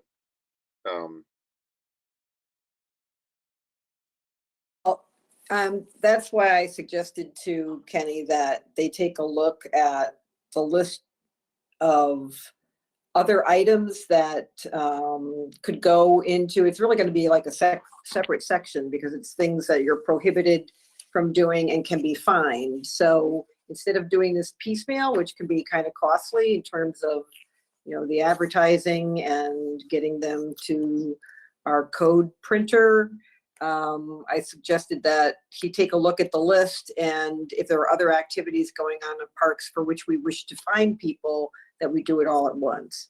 So what we would do is, if you want to do just metal detecting, I have no problem putting that in. I'd have to create a separate section, and then we just need to establish what the fine would be. So it'd be up to, I think, $250 could be the fine. Okay. Counselor Fishbein.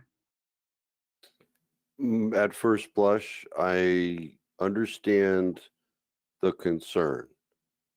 I don't see the remedy as being banning metal detecting in our parks. Perhaps education would be helpful here. Perhaps maybe licensure, which I don't know that I'm always a fan of, but I don't, these parks belong to our townspeople. So I just don't understand why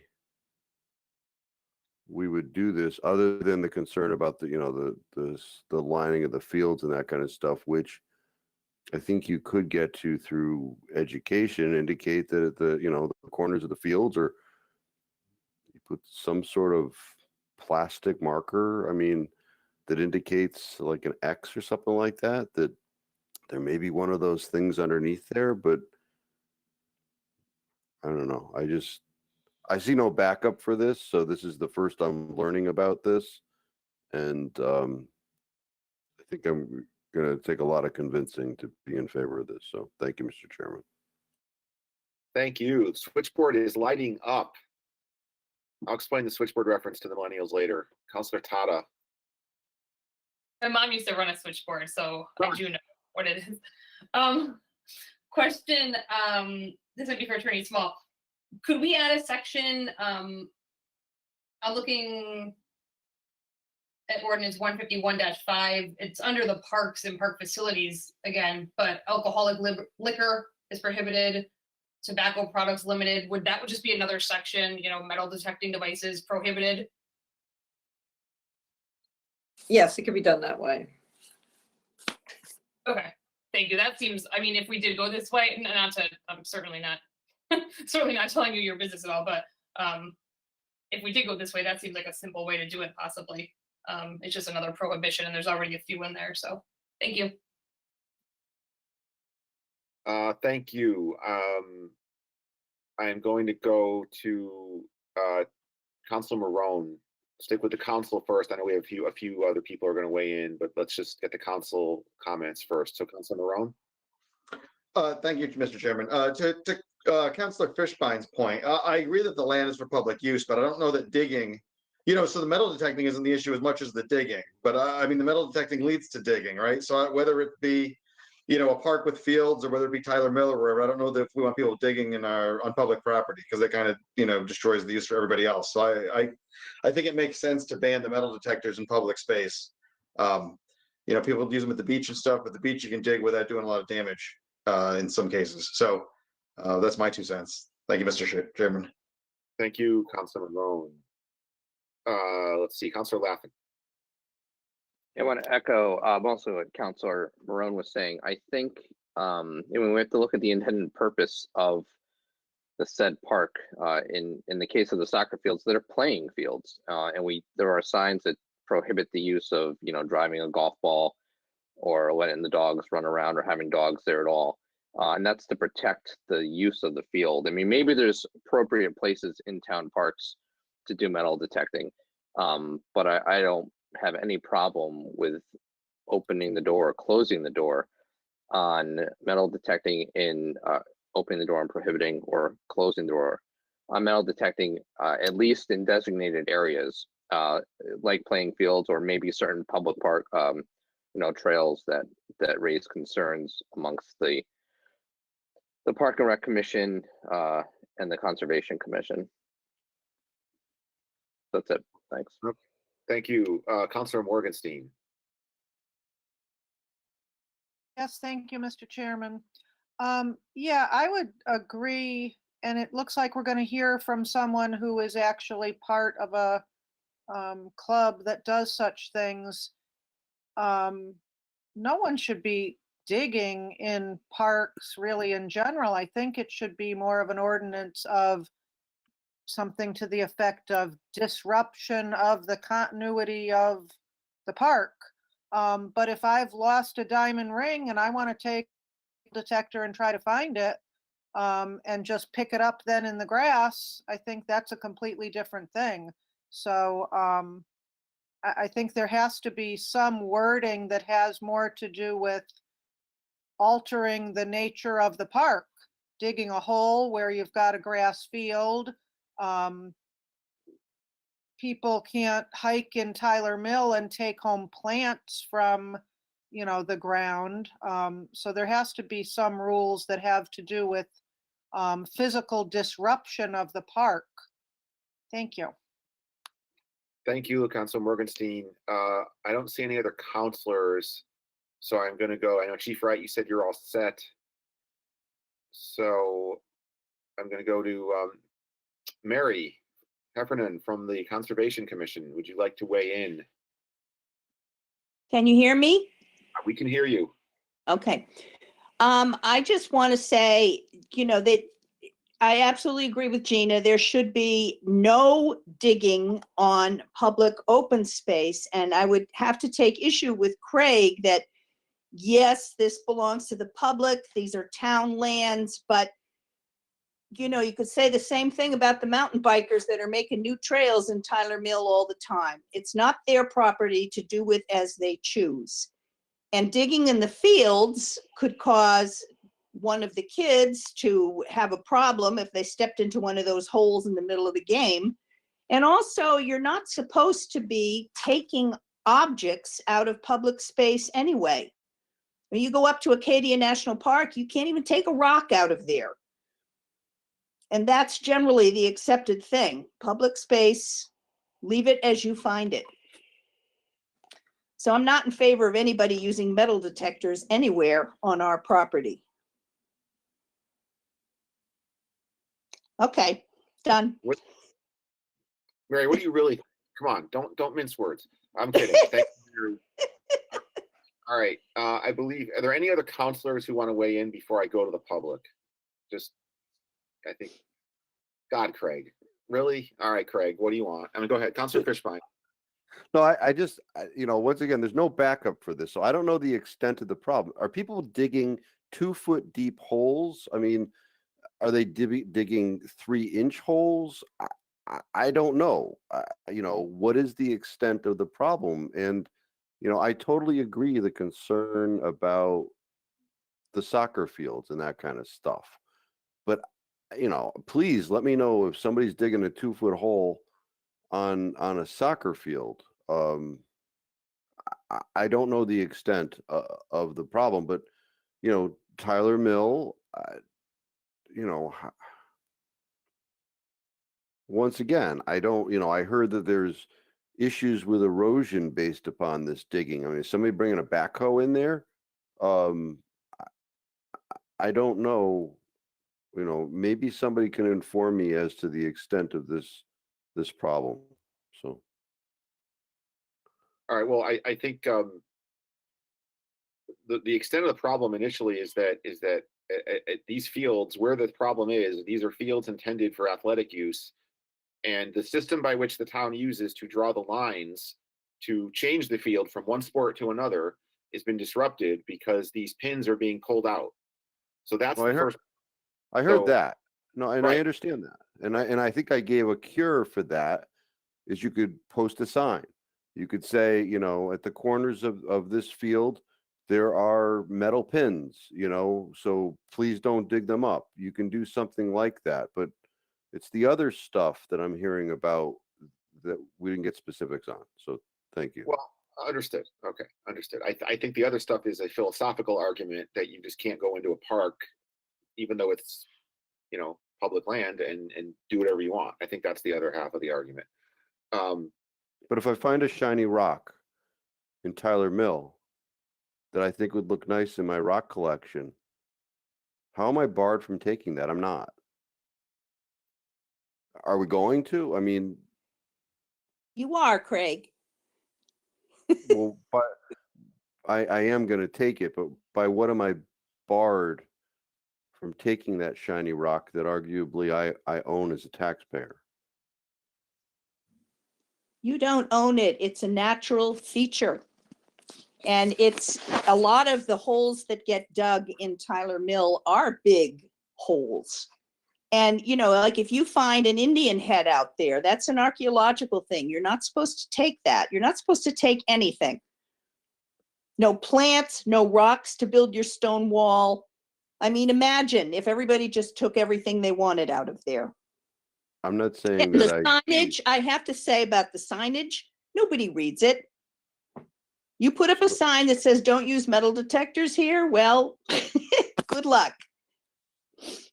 For the record, that's Mary Heffernan from the Conservation Commission. All right. Craig, are you Yeah, satisfied for now, or do you want to keep going? I'm satisfied for now. Understood. Chairman Cervoni. Yeah, I think the problem, and Councilor Morgenstein did identify it, is you're talking about destruction of town property. You make a hole in an athletic field, you create a danger for not only a child playing the game, but a spectator on the sidelines even. You're not expecting when you walk from your car to the bleachers to find a hole there in a well-maintained field. And then I can't disagree with Ms. Heffernan that it's all of our property, but it's all of our property the way it is. It's not all of our property to take pieces of it to the exclusion of others. So I think the point is the preservation of the parks, and I favor the legislation to preserve the parks. Thank you. Thank you, Mr. Chairman. I'm going to go to the public because we have a few members of the public who have indicated in the chat that they would like to speak. So I'm going to go in order. Andrew Vacco, I'm not sure if I'm pronouncing your name right. If I'm not, I apologize. Would you like to weigh in? Sure. Can you hear me? I can hear you. Okay. I'd like to speak on behalf of the Nutmeg Treasure Hunters Club. Yeah, We're a metal detecting club. Just give your name and address for the record, please. Oh, sure. Andrew Vacco, 4 Franks Court, Wallingford, Connecticut. Thank you. I've been the president for this club for the past 10 years, and we've been involved in many law enforcement recoveries with the state police as well for artifacts. So typically, for those people who are not familiar with it, metal detecting is a hobby that I really enjoy, and typically I do not go out on areas with shovels or backhoes. My digging tool is about 2 inches wide and 6 inches long. And I'm usually able to find my target and replace the sod or the land. I would be challenging any one of you to identify the piece of spot that I actually took something from, because as Mr. Fishbein had mentioned, we're talking going in and picking out something and then covering it back up. So there really is no indication that the property has been disturbed. A lot of times when we're on property, we remove a lot of material, a lot of stuff that is hazardous to people, metal, sharp objects. Sometimes these are pieces of sharp metal like can slaw. Other times these are metal objects that could hurt people. In some areas where there might be fields, there's stuff that's left over like metal objects, and we've taken those out and put them in 5-gallon containers. When I'm out with our group, we follow a code of ethics so that when we dig something, we have a certain way of retrieving it and then restoring the property back to the way it is. I thought it was a good point that Mr. Fishbein had mentioned about using plastic pieces. I'm not familiar with anybody, at least my members of my club, ever being involved with finding pins, but the pins must be very small. And if they are, obviously plastic or painted things that are visual are a good indication to let other people know that they're there. But if they're being found by metal detectorists, I would imagine they're small, so the area that's effective is very small. I mean, I've been out to areas where I see people walking their dogs, and I see the dogs burrowing holes, and they're left that way. And, you know, somebody comes by and looks at that, goes, oh, must be somebody metal detecting there. If you were there 5 seconds before that, you would have noticed that it was a dog that was actually the, you know, who had done the damage. But I find that we're very helpful for the general public. We do surface hunting too. I know we actually do an event, and it's almost every month that we do it. And it's on a soccer field, but it's not in Wallingford. And we do a surface detecting, which means that we take a penny and we place it under the ground, on the grass, and we use our metal detectors to find it. We don't dig anything. It's just a surface detecting. So I think that when some people think of metal detecting, they think of people going there with shovels, certainly not with backhoes. And usually it's very close to the surface that most people detect. And then they get their target. They use like I told you, I use a little metal trawl that's about 2 inches wide and 6 inches long, something that you'd use like in your garden. I find my target, I pull it out, and then I cover back the surface. So I'm sure there's other people out there that, you know, do other ways, but like I said, we do follow the FDMAC Code of Ethics. And we would invite anybody to come out to any of our evening hunts and see what we do. I think you would enjoy it, and I think you'd find it very interesting, and I think it might change your mind about metal detecting in general. All right, thank you for those comments. I'm going to move on. Wayne Aguiar, and again, if I'm mispronouncing your last name, I apologize. Would you like to speak? Yes, please. My name is Wayne Aguiar. I'm a resident of 20 Harrison Road, Wallingford, Connecticut. I am also a member of the Nutmeg Treasure Hunters, as well as the Yankee Coin Hunters, as well as the Empire State Coin Hunters. I am the hunt master for our club, and I've been detecting for 30 years. I think basically what I agree with everything that Andy has shared with you. I'd like to add a few points. I think there's education that needs to go on, and I think we would be more than willing, as Andy suggested, to do a demonstration of the proper techniques that are used in metal detecting. We have a policy of leave no trace. So a true metal detectorist, when we're doing our job right, you won't know where we've been because there'll be no evidence of where we've dug.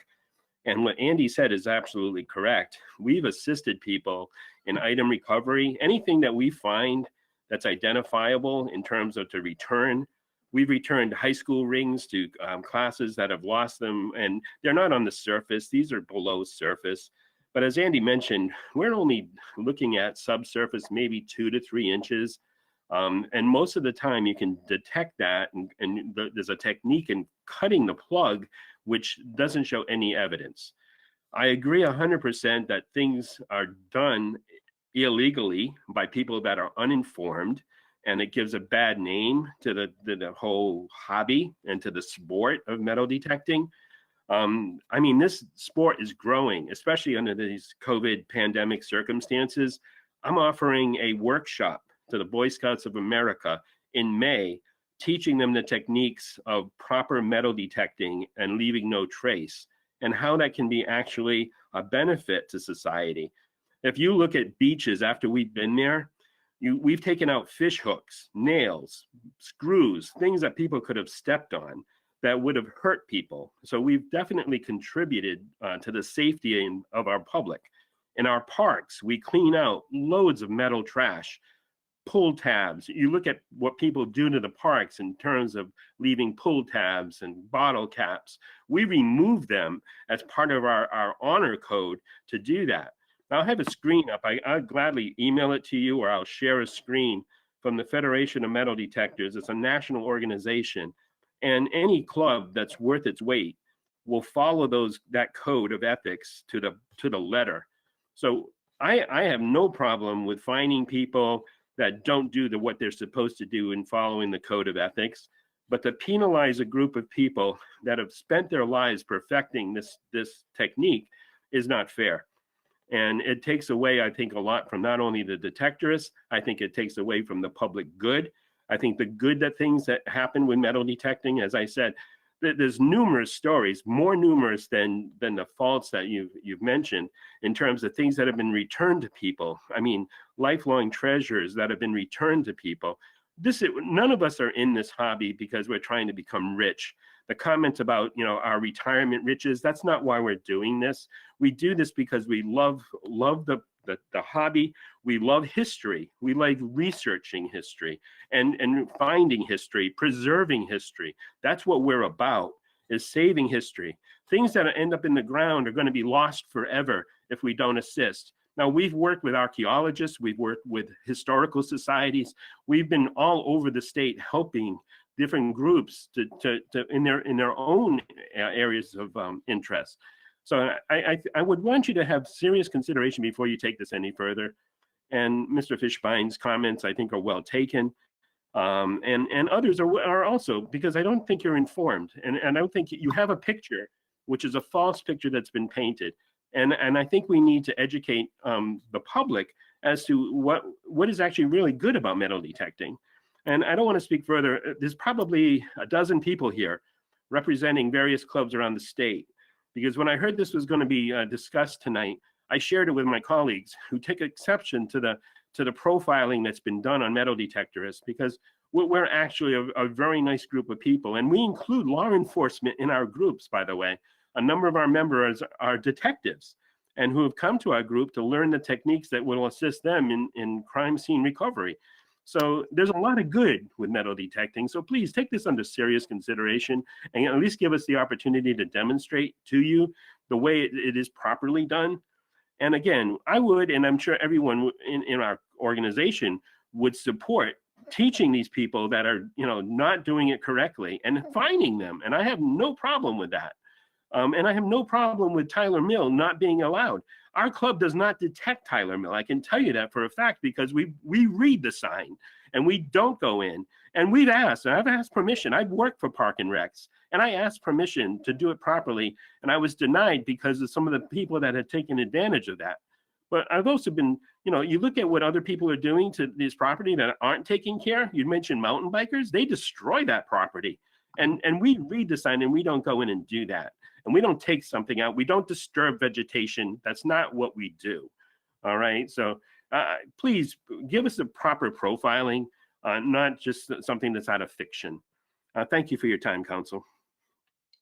Thank you. I appreciate your passion. I'm going to go on to the next speaker. Just a reminder, I don't really enforce it that closely, but we do have a 3-minute limit for public comment. I know a lot of you have some passionate thoughts on this issue, and that's fine, but try to keep your comments to around 3 minutes. The next person in the chat, Michael Luxick, and again, apologies if I'm mispronouncing your name. Would you like to speak?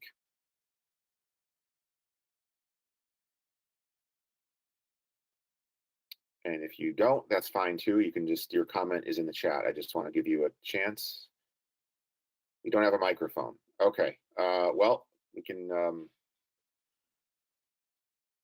your comment, I can read your comment. It's here in the chat. An avid detectorist, a responsible metal detectorist, does not destroy the area he is detecting. The area is supposed to be left as found. Please be aware that there are many of us who do respect the environment and the park settings. We do not we do not dig where the athletic fields are. We do not dig large holes and replace the dirt we dig. We use a 3-inch shovel and replace the dirt and grass as was found to the extent possible. Most of us do not dig where it is not allowed or even frowned upon in general. You wouldn't know where we dig based on visual appearance, and Tyler Mill is a banned place for metal detecting already. So that's the comment that was put in there. I appreciate that. Next is D. Hot. Oh. Yes, it's Hot. Can you hear me? I can hear you. Name and address for the record, please, and then you may comment. Thank you. Sure. My name is Daniel Hott. I'm at 75 Todd Drive South, North Haven, Connecticut. I am also a member of the Nutmeg Treasure Hunter Club, and would like to thank both Andy and Wayne, who are both really good friends of mine, for their comments, and Mr. Fishbein as well for some of his positive comments and questions. One of the things that does not take place or does not happen is just like Andy and Wayne said, you know, there are no holes left by a responsible metal detectorist. We do not remove plants. We do not remove vegetation. We do not remove stones or stone walls.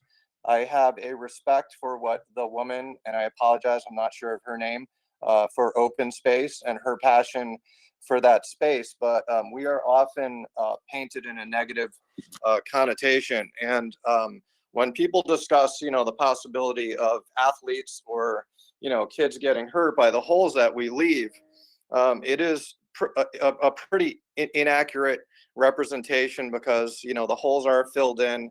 And it is, you know, I've been approached by public works people and police men while I'm detecting, and have asked them to, you know, look behind me and see if they can find any damage that I've left when I've been metal detecting.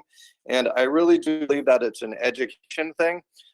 We do not leave holes. We do not destroy the parks that we're in. Matter of fact, I believe a lot of people that are dog walkers and leave, you know, behind what their dog does is in some cases more damaging. And, you know, the fact about athletes, just to bring up a really quick point, is that we do oftentimes remove really sharp metal objects. The Public Works Department often runs over cans and shreds those to, you know, very sharp pieces of metal. So, you know, the comment of an athlete getting hurt by falling in a hole we left, number one, we haven't left that hole. And number two, there are plenty of times where we're removing things that, you know, could potentially injure an athlete. So I appreciate your time. And I do hope that before you would just make a sweeping ban, you know, on a hobby that many people enjoy, and use parks responsibly, hopefully just like everyone else uses them in their own way. I just hope you would consider, you know, not making a sweeping decision or a generalization on hobbyists who really enjoy history and recovering objects that most of you have no idea are there, or would, you know, understand if they were missing or not. Thank you. Thank you. I do see a comment from a counselor. Before we bring it back to the council, I don't see any other comments from the public. At least I don't see anybody else who wants to speak from the public. So I'm going to go back to the council. Councilor Marone, you have a question. Thank you, Mr. Chairman. And actually, I appreciate the comments from the detectorists. I guess my question is, the problem that was initially identified by the Parks Department is that people are pulling up the pins that are used to line the field. Do you have any suggestions as to how to prevent people from pulling up the pins, based on, you know, your experience as detectorists? So I take it you're asking the members of the public who are here to, I think one person said use plastic, but I don't know if I heard that correctly. Well, it's maybe Mr. Michaels can elaborate, but I think the reason they use the metal pins is because they have metal detectors that they use to determine where to put the lines. All right, we do have a. That's correct. That's correct, Councilor Marone. So it's usually about a, I don't know, like a 3-inch bolt, and depending on the field, because we overlap fields with different sports. So I believe and don't quote me on it, this is an example, but, you know, 1 3-inch bolt with 1 washer is a soccer field. A 3-inch bolt with 2 washers is a lacrosse field. And Public Works, they metal detect to find where those stakes or bolts are. And then that's how they pull up, line the field for whatever sport that they're looking to do.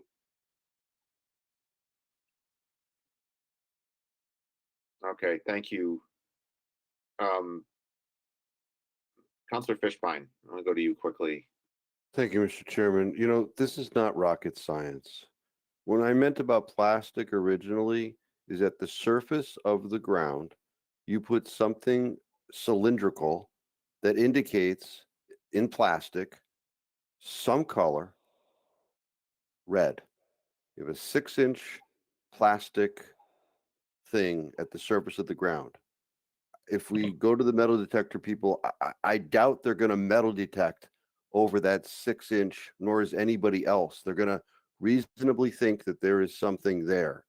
That is something that the pin can go below and that people that are using the field can run over, and then nobody's digging up the pin. I mean, really? That just seems like such a simple, I mean, I'm trying to get to the other things because I don't know. Somebody's got to think outside the box here. So thank you. Thank you, Counselor Fishbein. Mr. Aguirre, you wanted to respond to Counselor Marone's question, so I'll give you the floor. If you can try to keep it with 3 minutes, that would be great. I'll be very short this time, I promise.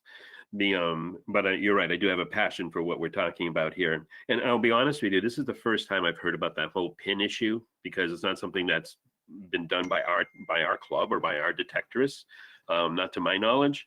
And if we were to find something as a pin, and then we knew it wasn't something that needed to be removed, it would be replaced. But the idea of alternative sources, I think plastic is a great alternative. And also pins sound dangerous to sports people. I mean, if they were to become dislodged, that sounds dangerous. So I agree. There's probably thinking out of the box, and I'm sure we would spread the word not to do any detecting on field lines if that's the case. And normally that's not where people would detect. People would detect on the sidelines where people would tend to lose things, not in the fields themselves.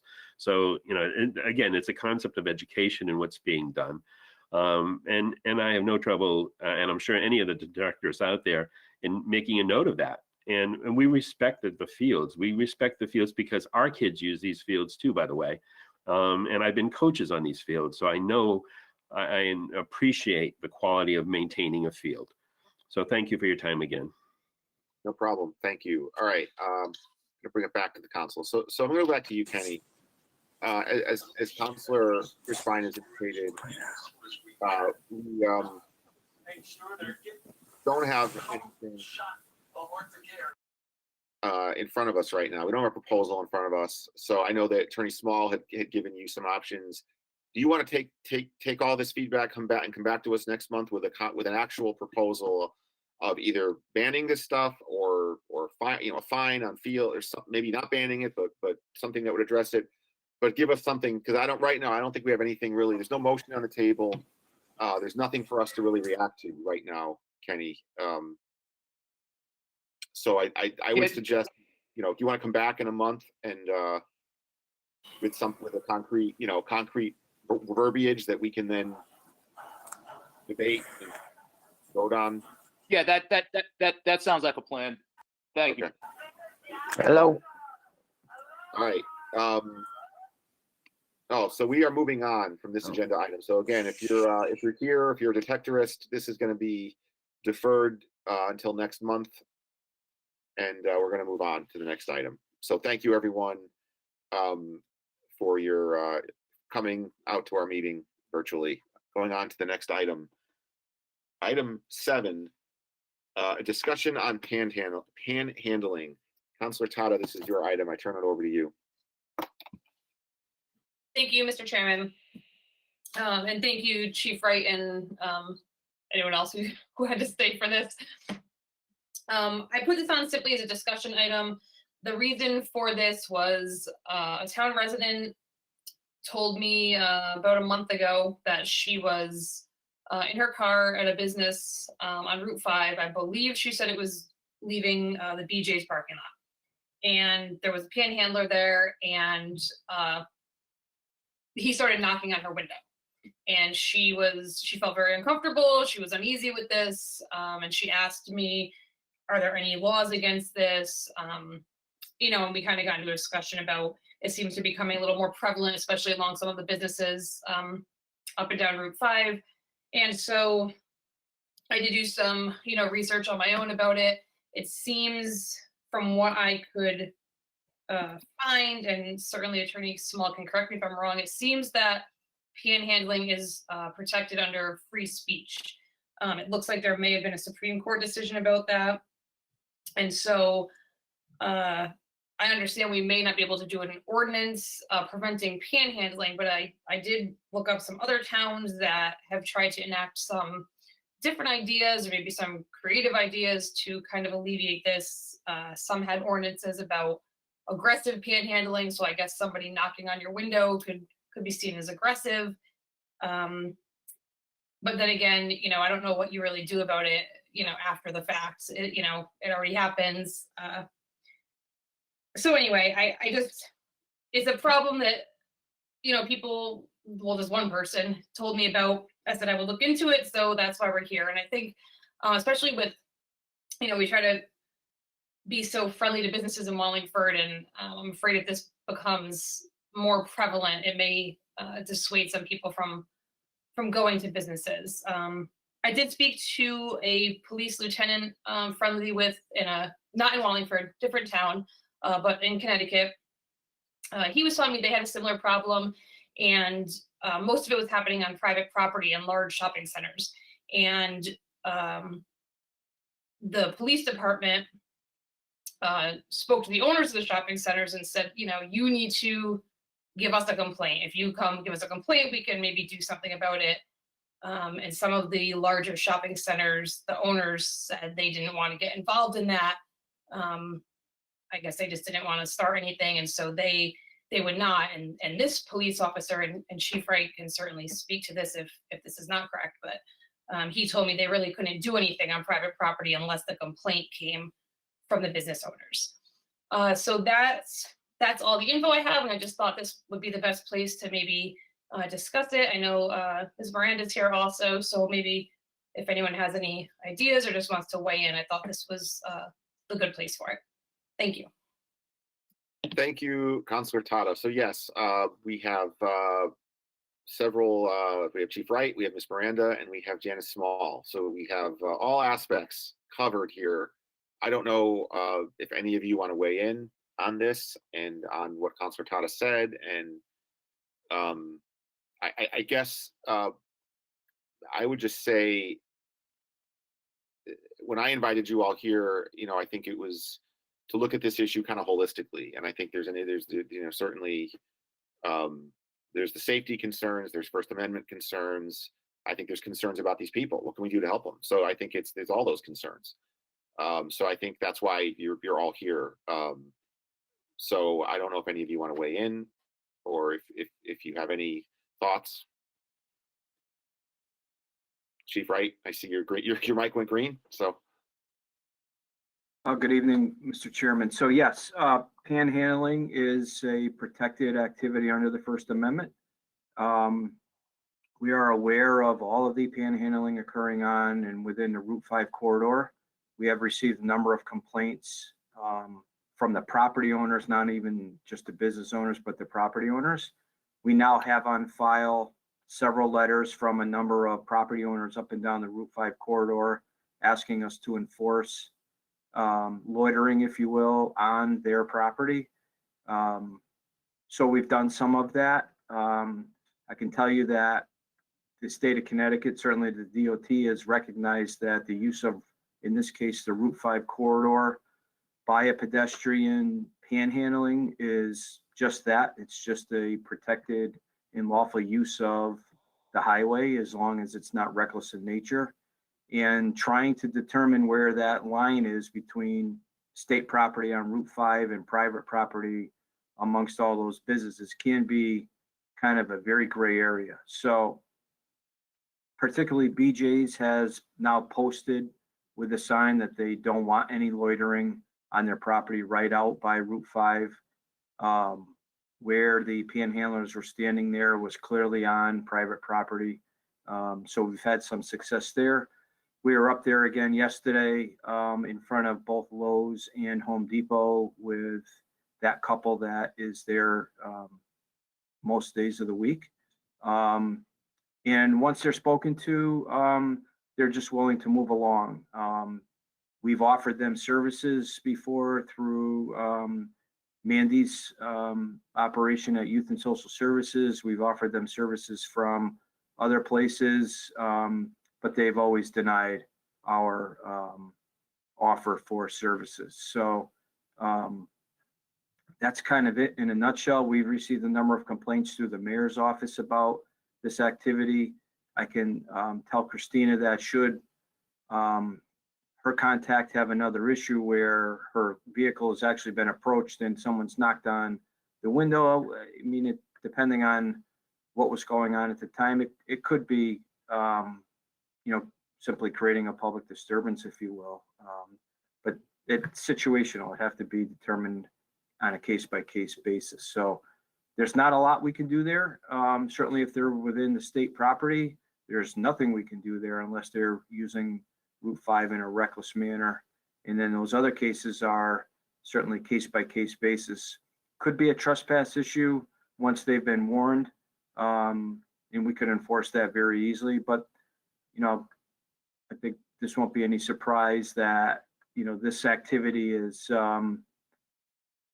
that which is going on in a lot of communities, and these folks are fairly savvy. So they know where they can and can't be and when they can and can't be there. So it is, I wouldn't want to call it a game, but it's a chess match for sure. Thank you, Chief Wright. Ms. Miranda, do you have anything you want to add? And I don't want to make you speak. You don't have to if you don't want to. I just wanted to have you, if you'd like to. No, thank you. No, just that we've been working with the police department and collaborating, and the officers are going out and making the initial contact and assessing the situation, and we've been working in conversation about one of our social service caseworker here going out with them if the need is there, and right now the contacts they're having, it doesn't seem like they're looking for the resources that our office would provide or could provide. I don't know if based on their people's locations where they're living, but we can provide the information for the state as a whole as well, different services that could be accessed. But they're going out there and we're not getting that kind of information back at this time, but that could that could very well change depending on who's where and what location. So we're available. Yeah, I appreciate that, because that was my first thought was, are we, and you both, the chief, both answered that there is an attempt at outreach to help them. I mean, do we, and I'm just shooting in the dark here, do we partner with local clergy, or is there any other, I don't know, is there any other way to help them, or you think we're trying the best we can to reach out to them, I guess? I mean, we have a lot of resources in here where we could reach out to others, but I mean, the sense I'm getting is they're not looking for any help at all at this point, or the individuals that the officers are talking with. But that's definitely an option, moving forward depending on the circumstances. Okay, thank you. Thank you. I appreciate that. Before we go, I know we have a couple counselors in the queue. Janice Small, is there anything you want to add from a legal perspective? Yeah, as was stated, it is protected speech. So in particular, since the Supreme Court issued the decision in the Reed case, which is a case every time I've talked to you about the First Amendment, I've mentioned this case. There have been numerous decisions where a circuit court of appeals has in fact upheld a panhandling ordinance. They went up to the Supreme Court, and the Supreme Court vacated and told the court to reconsider it under its Reed decision, whereby the ordinances were thrown out. So it's strict scrutiny that is applied to these ordinances, and if you have to look at the content of what is said in order to determine whether or not the person has violated the ordinance, that is a constitutional violation. So it's very hard to do, and one of the things, as the chief was talking about, there is alternatives where you get into the criminal law, and that's actually been part of the court's analysis, is that you have other avenues to deal with it if people go too far in panhandling and cross some line.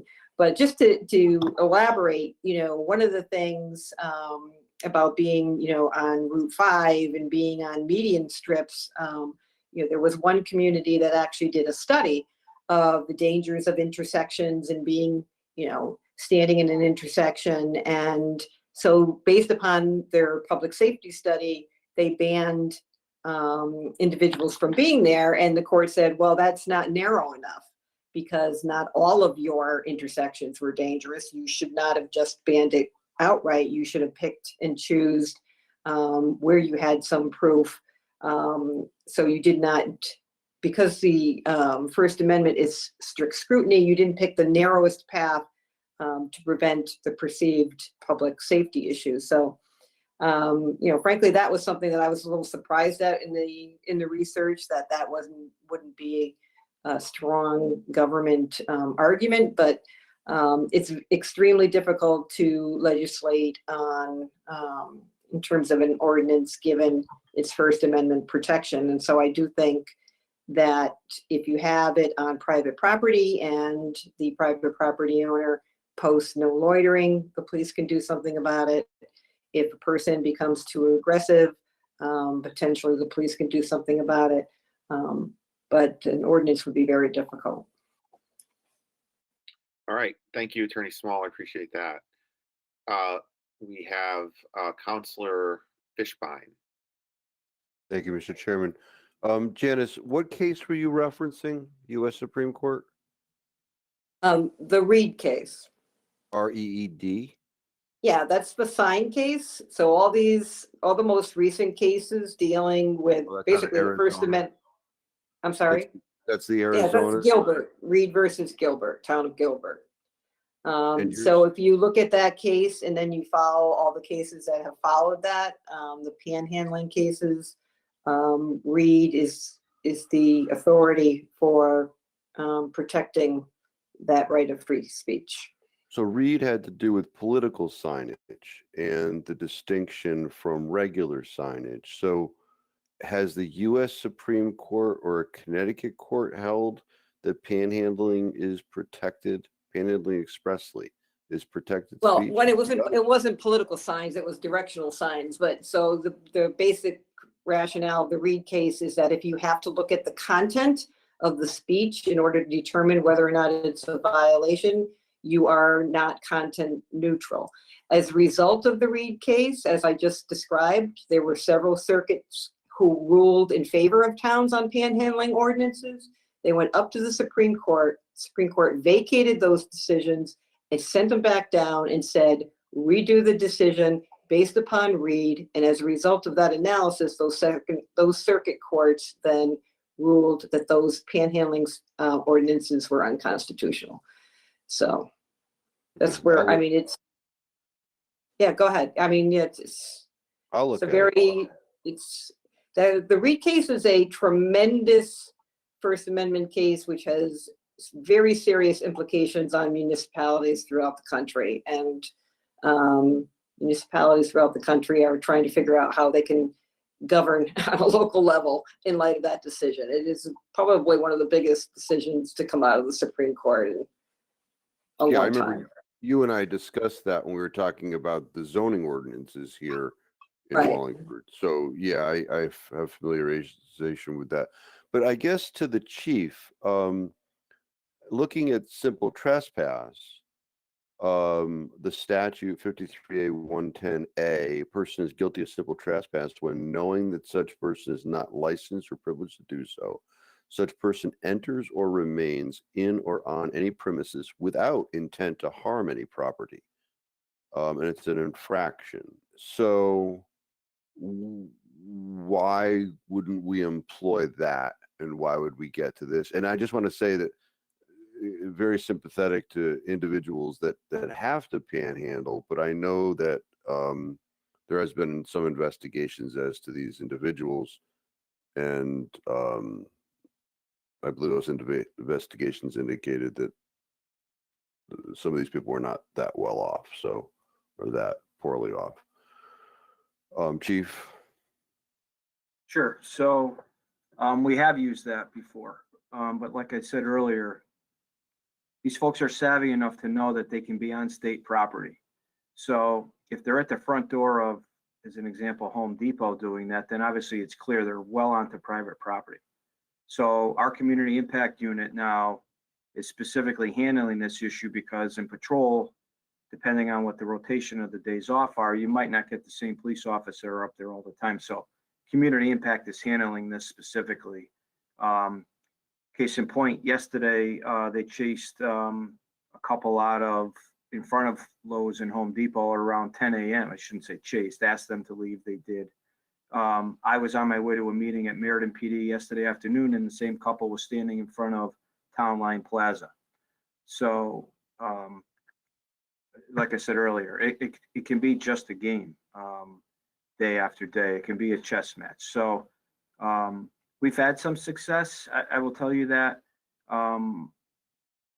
our own investigations have revealed that these folks aren't in need of services. They don't want them. You know, I think, you know, by and large, there could be significant amount of cash money exchanged all day long there. And you can see where that's going. So, although I wouldn't want to speculate of how much that is. But so whether they're on private property or on state property, to Christina's point, when she opened this issue, approaching someone's car and knocking on the window is rising to, you know, criminal activity, right? You can't do that. You can't create annoyance or alarm. So when we receive those complaints, if we're able to take action, then we do. Yeah, that's a scary situation. But when we talk about state property, because I've been to BJ's and I know, you know, I've seen the gentleman in that middle median by that sign stanchion that's there. Is that state property? So it's unknown. BJ's posted the sign right there at the tip of that island as you come in off of Route 5. So how far off, you know, the travel portion of the roadway, the state property extends is an unknown. So you can see our difficulty there. Yeah, understood. Okay, I think that's all I have. I just, you know, I know one of those gentlemen was traced back to Milford and, you know, owns a house and a Cadillac and yeah, so that's troubling to me because there are people out there that do need help. But anyway, okay, thank you, Chief. Thank you, Councilor Fishbein. Councilor Zandri. Yeah, thank you, Mr. Chairman. So I have a few comments that I'd like to make, and I've got a couple of questions for the chief. So it's been my own personal experience when I've traveled in New York, and you can in New York City. I've traveled quite a bit in New York City, and even in and around in New Haven, you can tell. You can often tell, not always tell. You can often tell who needs help and who doesn't. The people that are always eager and willing to take a few bucks, take a cup of coffee, take an apple or a banana, or will walk into the store and accept the sandwich. Those are the people that really want help. The ones that are, you know, when the police stop and offer them the number to social services, are willing to call social services to come down. They're willing to call a church to come over to help them, call Masters Manor. Those are the people that want help. The people that are on Facebook from other towns posting rolls of cash and showing how much money they made in the next town over, they're the ones that don't need any help because they're well off by their panhandling. They will make more per hour than if they actually go to work. Now, I run the risk of falling into unpopular savor with people by bringing the attention to some of this, but the reason I'm doing this is we are the problem. People that are continually giving money to folks are the problem. If there was no business for them to have, these people wouldn't show up. People that genuinely need help know where to go get it. So this is a big issue. People are going to be critical of what I'm saying, and that's fine with it. I signed up for it when I wanted to be an elected official.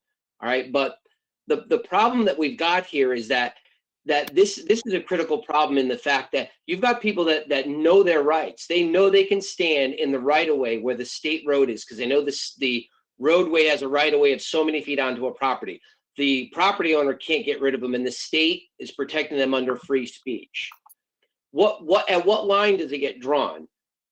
When they're stepped out in the road and they're blocking the cars that are trying to make a left-hand turn out of Lowe's onto Route 5 because they're off that median trying to reach into other cars. Right, so this is a bigger issue, and as much as as much as I really don't want to impact people that are out there that need the help, we've got to do something, because it's going to be a matter of people getting aggressive. It's going, and there's been cases of that. I've experienced it myself. I found it interesting that, and I, you know, Councilor Tata brought up the fact that somebody reached out to her. I've had people reach out to me, and there were, you know, this is not gender specific thing. This is not, you know, there's, you know, younger people or women that are scared. I've had men that are well able to take care of themselves, concerned that somebody approached them at the gas station, they're fueling their car, and they're getting aggressive about, hey, I need a few bucks for my car. You know, I got to get some gas, and they're being aggressive, and people get panic stricken. They'd rather give them $5 than have to deal with them being right on top of them. They're exposed. The car door is open. It's a concern. And until it escalates to something critical, this is just like the car break-ins. Until it escalates to something more critical, we're going to have a problem.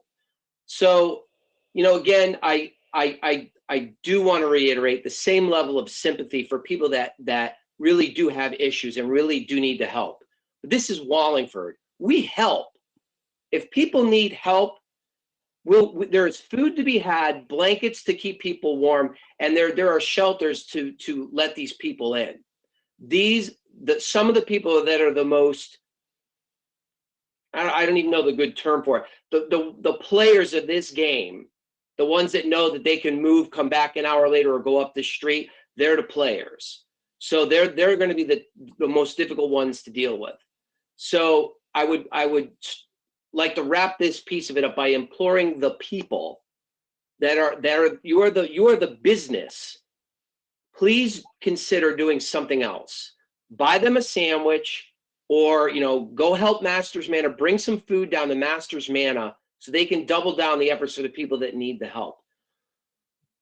Now, having said all of that, I would like to ask the chief, you know, what else can we do? I don't want the department to end up in a situation where they are going to be hamstrung trying to do all of this nickel and dime work. I don't want to consider it nickel and dime. It's smaller stuff. You know, there's bigger things that the police have to tackle. I understand it, but this is a rising concern in this town. And so the issue becomes, what can we do? Can we, I mean, I'll just say it. You know, some of these folks that panhandle, they harass the people that are waiting for a red light to change. What can we do to harass them out of these spaces legally? We know they can free speech and be in certain spots, but what can we do? If they're standing in the roadway, can we pick them up on, I don't know, interfering with traffic? What can we do? What's within your purview to do?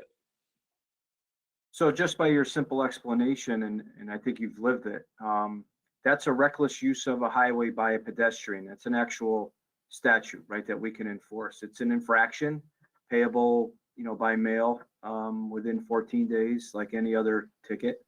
And then it goes up from there, or it spreads out from there. Depending on the activity, it could be breach of peace, disorderly conduct, you know, acting in a violent or tumultuous manner, depending on the circumstances. And it really, you know, it's a case-by-case basis, because how you may interpret what's going on in front of you could be completely different how I interpret what's going on in front of me as a private citizen. But that doesn't matter. How you feel is how you feel, and the activity that you've witnessed and been, you know, victim to, if you will, is what counts at the time. So unless we're called, Jason, it's hard for us to get involved, you know, proactively. We just don't have the resources to sit down there and kind of watch this activity unless it's so flagrant right in front of us. The state police have chased off the gentleman that sits on the piece of guardrail coming off of 66 southbound from the Parkway right in front of Sonic. And my fear for that gentleman is there's going to be a car that's going to come down there one day and not be able to stop at the light, and is going to panic and come up onto that median and take him out.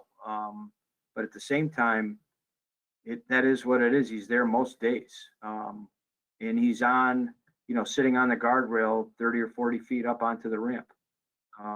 But to your question, there is a lot we can do. we have to get in, kind of get in the fight, if you will, at the time that it's going on, so that we can have some success. But it's case by case basis. I understand. So, I mean, I guess that's, I would have to go back and make the ask of the people that end up getting engaged. If they feel uncomfortable, they're going to have to make that phone call.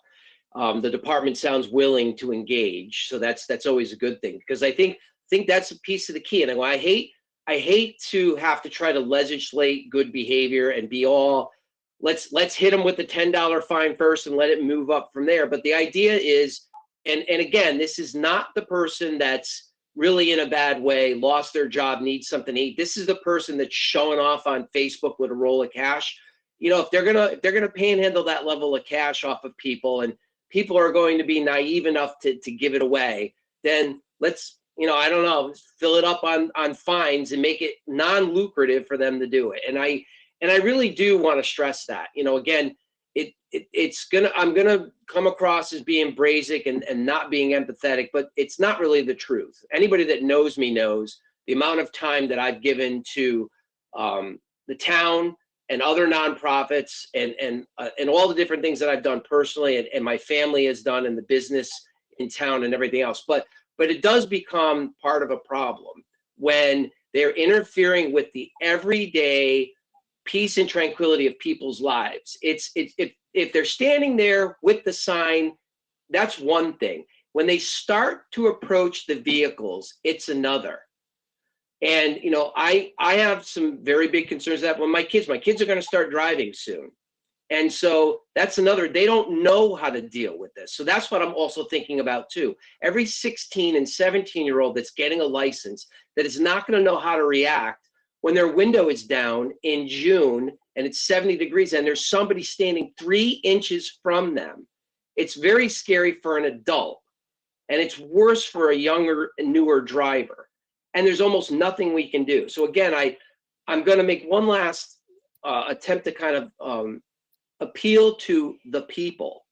If you really want to do something, you really want to get involved, there's plenty of organizations in town. Like I said, Masters Mana, the Elks Club, the Coalition for Better Wallingford, all of these different places, Youth and Social Services, they want to help people that need help. They could always use your time, your funds, your effort. There's collective and concentrated ways to do it that are going to get a more positive result than giving somebody $2 at the corner, which only encourages them to stay. So that's my other side of the plea for all this. So thank you, Mr. Chairman, and thank you, Councilor Tata, for bringing up the topic for discussion.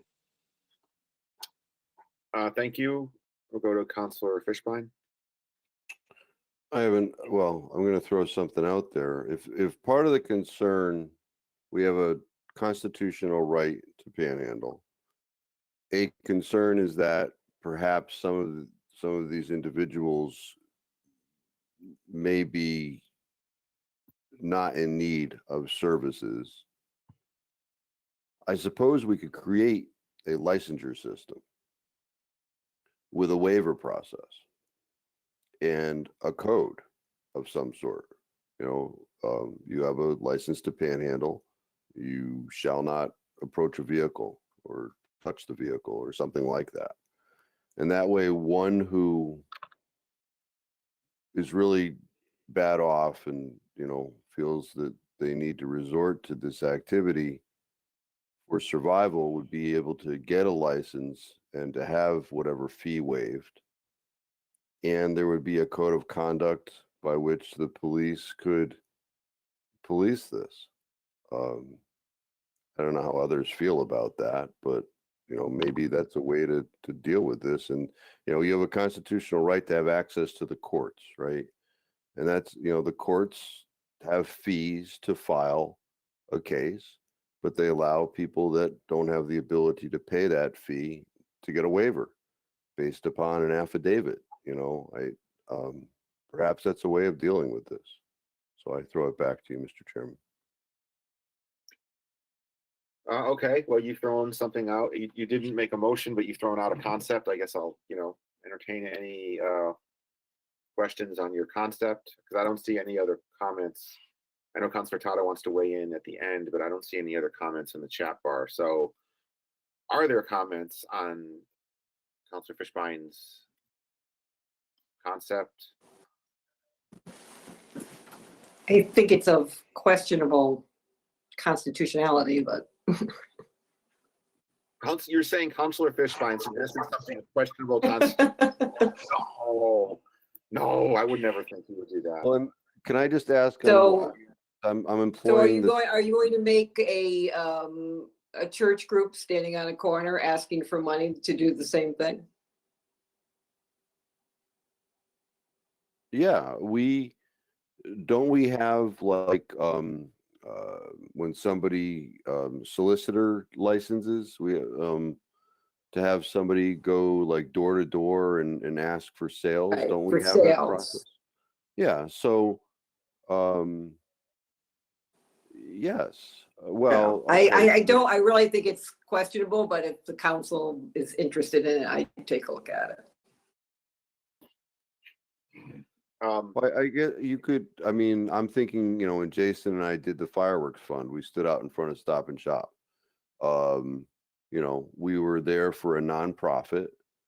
So, if you structure, and this is just me thinking outside the box. I mean, you could structure that, the fee is waived for a nonprofit. A church would be a nonprofit.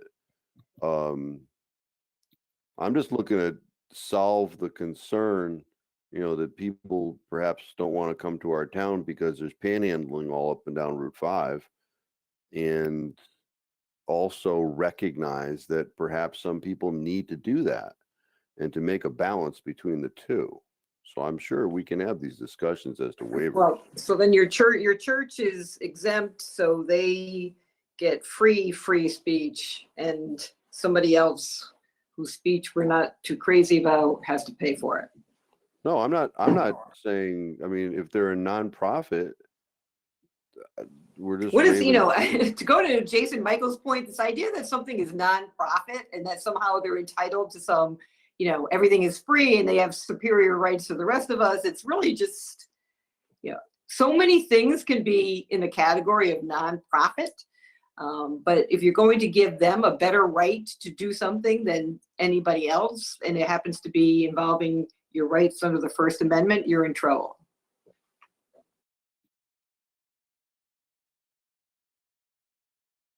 Okay. I mean, the court employs a process like that, and I'm just looking at what that venue does. So, I mean, I guess that venue would charge the church the fee. Is more than likely they couldn't fill out a waiver of the fees. But I think it's all part of the discussion. I mean, if we throw up our hands and say we can't do anything, so be it. But I'm happy to look at anything if that's what the council wishes to do. I'm not, everything can be looked at. Okay, well, we'll circle back to that, Janice. I'm going to go to Councilor Marone. Thank you, Mr. Chairman. I guess to Craig's point about the licensing panhandlers, I guess if you our concern has always been trying to separate the people that really need help from the people that are sort of opportunists. And so I can't see people that really need help going to town hall to apply for a permit to then panhandle to, feed their kids or whatever. I don't know. I'm not sure how to tackle this problem outside of the, education in the police department. Thank you, Mr. Chairman. Thank you, Chairman Cervoni. I think as we're drafting this panhandling license legislation, we should send a message out to all the department heads to see who would volunteer first to administer the license, and handle all the logistics that go along with it. I mean, I think if you create a license like that, you've got to be prepared to staff up to deal with it. And to Councilor Marone's point, you're just creating a hurdle for the neediest people out there. So I appreciate the out of box thought. I don't think that's the solution. Thank you. Thank you, Mr. Chairman. Councilor Fishbein, back to you. Yes, and I recognize those are good points. I would suggest that the officers who are actually doing this would have the ability to give the individual an application and the waiver. They're right there. Not that I understand that our police officers are overburdened, but I'm not asking for this individual, because I'm erring on the side of caution and saying that I'm having hope for humanity, okay? That these people are doing this legitimately for the most part. I don't expect them to go to town hall to take, a bus or something like that to town hall to apply for an application. But if we create a license system and the officer goes to the individual and says, hi, it's a nice day, can I see your license? And they say, I don't have one, then that would be the opportunity to give them the application and the waiver. You can fill out this waiver and, sign off on it. And if so, so be it. That would be the procedure. So once again, trying to hit both sides of this. So thank you, Mr. Chairman. Thank you. Chief Wright, I have a question for you. I'm going to put you on the spot. If I asked you to name the top 5 problems facing Wallingford from your perspective as the chief law enforcement officer, would you put panhandling in the top 5? Probably not. Well, I don't know. Let's talk about it. Thefts from unlocked cars, thefts of motor vehicles, thefts of catalytic converters, shoplifting in the Route 5 corridor. So there's 4. Maybe, it might get there. It's a classic quality of life issue, right? You want to be able to move into those shopping centers on your own without being, approached for money, whether it's at the street or, within the confines of the store itself. You want to go about your business. If you choose to give some money to these folks, that's your prerogative. So in the grand scheme of things, it's not the biggest crime in the world, but it absolutely is upsetting if you are the person who's experiencing, the discomfort of, I think we've all done it. You're at the light at the plaza trying to get out and you're like the second car in line and it's a staring contest. You're doing all you can not to stare or make eye contact with the person who's standing there, and they're staring, almost with enough force to break the window on your car, right? So, and I'm always cognizant of what we consider to be, a major concern for our community and what, somebody who's experiencing even the simplest of things.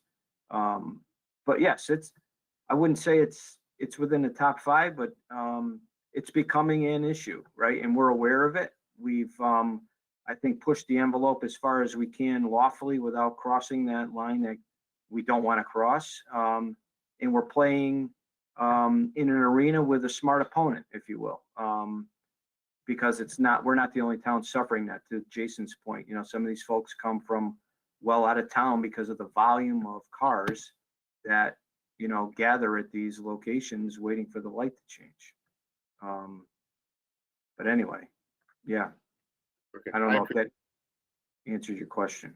No, it does. I appreciate your perspective, and I wasn't really fishing for one answer or another. I genuinely wanted to know is it where do you put it? And so that was helpful. That was very helpful. Are there any other comments? Well, let me just go back to the Councilor Fishbein's outside the box proposal. His box tonight seems to be made of licenses. So is anyone supporting Councilor Fishbein's proposal? Because I don't want Attorney Small going researching something that Councilor Morgenstein is shaking. Thank you, Councilor Morgenstein. And I'm pretty sure Councilor Laffin is with you. Councilor Zandri, you have a follow-up. Yeah, I mean, and maybe I'm just kind of going down the wrong path of it, and maybe it's perception on my part. But you know, when I travel to other areas, and I'm just gonna pick on the wealthiest town I can think of, which is Greenwich. But there's other towns along that corridor. I see a lot less of this panhandling situation, and they're a lot more affluent down there. And you know, Stamford has a real nice section, and then a real rundown section where tougher times are had day in and day out. But they seem to deal with it differently. I don't know. I mean, you talk with your counterparts, Chief. Are there things that they've got the capacity to do that we don't, that maybe we as a town should be looking at? Or is my perception simply off because I don't spend enough time there? I mean, what are your thoughts? I mean, there seems to me some, or it could just be the fact that there's just a lot more activity in a town like ours as opposed to a bigger area like that. So, I mean, the disparity that I believe I'm seeing, am I incorrect? Is it just as prevalent there? Well, I think it probably, well, it could be, but I think, you know, consideration of the areas that you mentioned, both Greenwich and Stamford, when I think of those areas, although I don't know them incredibly well, you know, they may have an ordinance down there that prohibits, you know, the blocking of any portion of the sidewalk. Right. So we think of Route 5 in those commercial areas. I struggle to think of those same areas in Greenwich or the little bit of Stamford that I know, being that wide open kind of Route 5 corridor, right? It's pretty compacted down in Fairfield County. So they very well may have an ordinance that, you know, on town property being a sidewalk, you're prohibited from standing there. And I've seen some of those for periods of time, which leads to, you know, impeding pedestrian traffic flow. Whether lawful or not, you know, in our context, I don't know, but you know, the strategies of what they're doing. And in a run up to this meeting tonight, I had a conversation a short while ago with one of the deputies from Meriden because they were having and experiencing this difficulty right on Route 5 along what they call Memorial Boulevard, where the monuments are.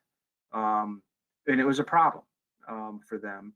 And I'm not sure what they did. You know, he indicated that they hadn't done anything special about it, but that problem's moved along. So where it went, I don't know. But so I think it's town by town, and even within towns, location by location, that we have to pay strict attention to, take the action that we can when we can, and recognize that in some cases, if they're within that Route 5 property line corridor, our hands are tied, unless, to your point, where they're standing in front of your car as you're waiting to turn left out of the Lowe's Plaza. That's a problem.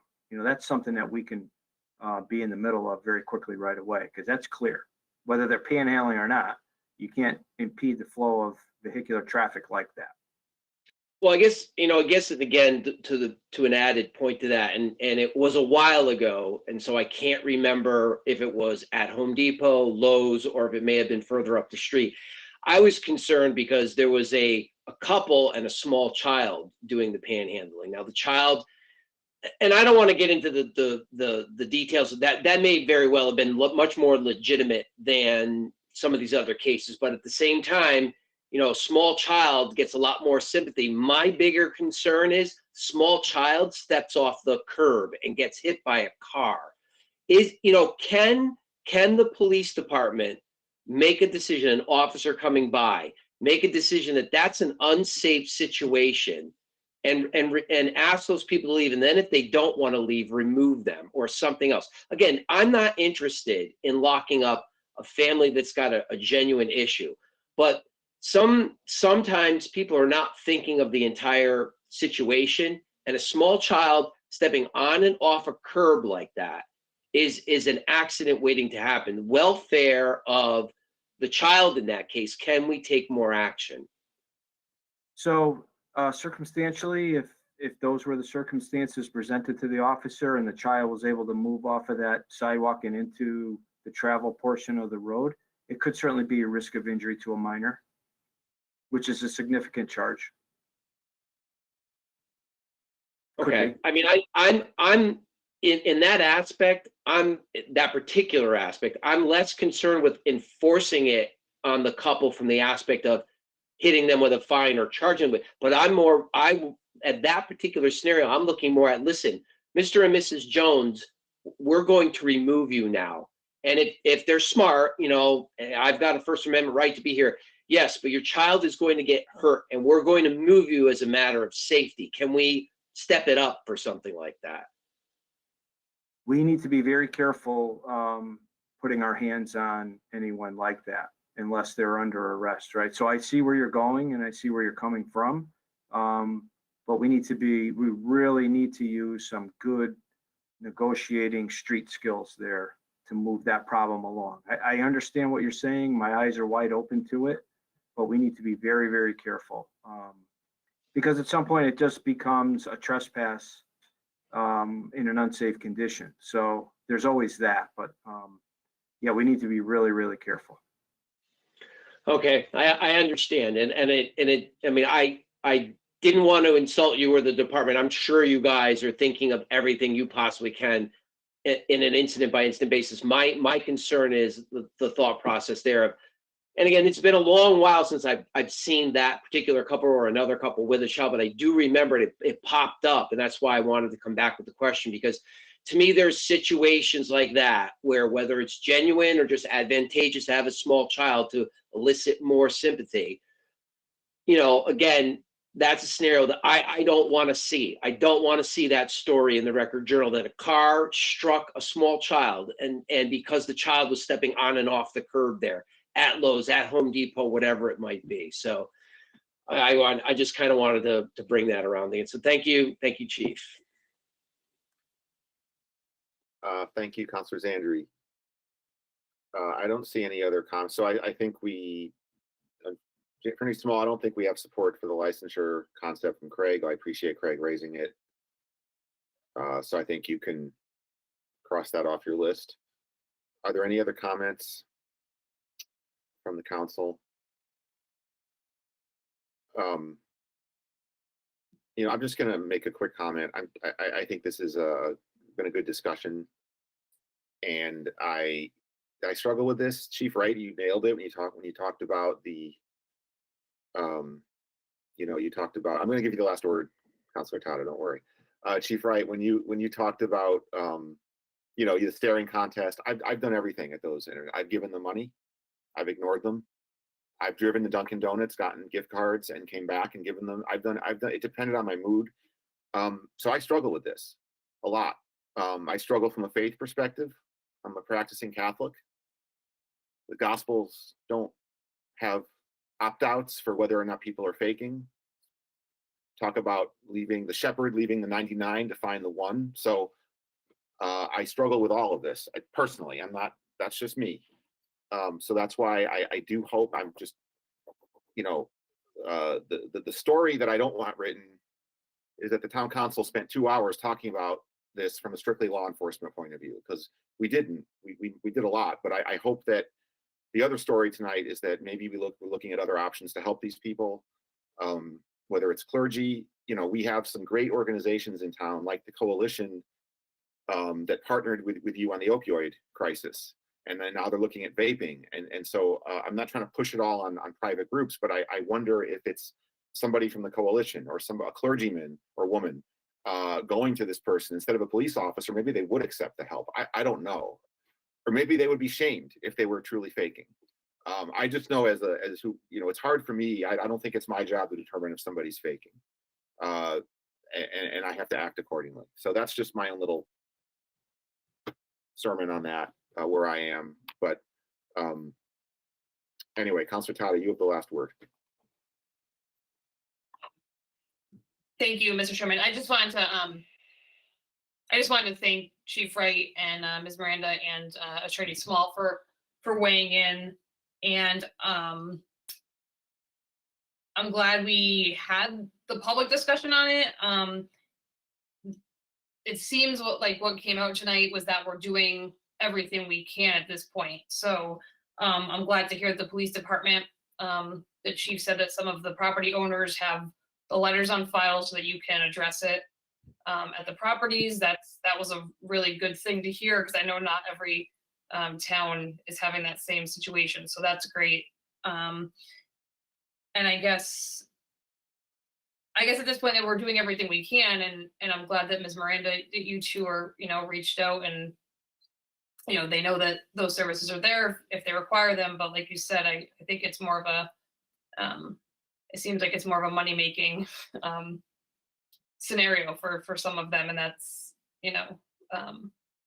that's kind of what we're up against. But I guess as long as we're doing everything we can, which it seems like we are, hopefully just maybe the word gets out that Wallingford isn't the greatest town for this. If if we keep doing everything we can, and maybe it moves along, and it's just less of a problem for us. So I just want to thank everyone for what you're doing, and it seems like we're doing everything we can at this point. Thank you. Okay, thank you. We will move on to the final item on tonight's agenda.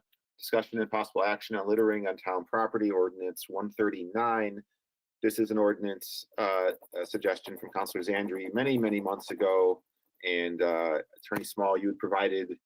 We've been talking about it as a committee for a while, kicking it around as we do, and now we have some revised language that was in our backup. So Attorney Small, I'll turn it to you first to maybe go over your hard work on this. I know you did put a lot of work.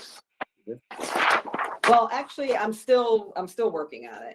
I actually consider this to be more of a rough draft than being near final, because I took what Councilman Zandri was looking for, and then I started to get into more serious dumping, because we don't have anything specifically about dumping. So maybe I've gone too far. So when I'm looking for a reaction on that, because the dumping, which is a very serious thing, we don't have a specific ordinance on, and I'm not so sure I shouldn't pull it out and put it in its separate ordinance. I'm still working on that, but I actually consider this to be a rough draft, because I'm not really happy with the where we sit in terms of it being final. But I did want for you to see it and possibly react to the stuff that I've done so far. But I also wanted to talk about the fines. And if you look at section 139-3, that pretty much lays out what is already in the ordinance. I'm looking to update some of the language. And I've added depositing household or commercial litter into a public receptacle. And we need to talk about fining. So just so you have an idea, if we issued infractions, littering would be $219. Littering on public land, which essentially are parks, is $319. And if you issued an infraction for the unauthorized disposal of waste in a refuse container more than a cubic foot, it's $75. When you go to the statutes on the town's ability to enact ordinances, it's a bit confusing, but it kind of gives you the authority to go up to $1,000, which I think is really supposed to be for the dumping, but there's some question about that.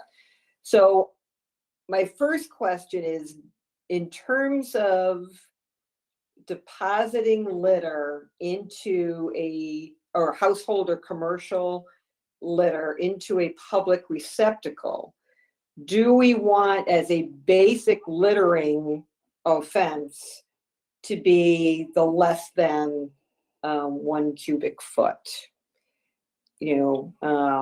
I told you, what did I tell you? 1 cubic foot was approximately half of a 13-gallon kitchen garbage bag, from what my research told you. And I forgot, I think it was like 95 pounds of beach sand is in 1 cubic square foot. So I'm looking for your reaction to that. And then we could talk about some other fines, and we did briefly talk about, we wanted a first offense and then a second offense. And so I want to start filling in some of these numbers. But I view the 139-3 as the basic littering offenses that people can commit. So I was looking for your reaction to that. All right, I'm gonna thank you. I don't have a reaction, Janice. I don't care. Do whatever you want. No, I'm kidding. Trash is very important to me. I know it is. I know it is. This is great. I'm going to go to Councilor Zandri because this is first, because this was his item that he proposed, and I want to get his reaction first before anybody else's. So, Councilor Zandri.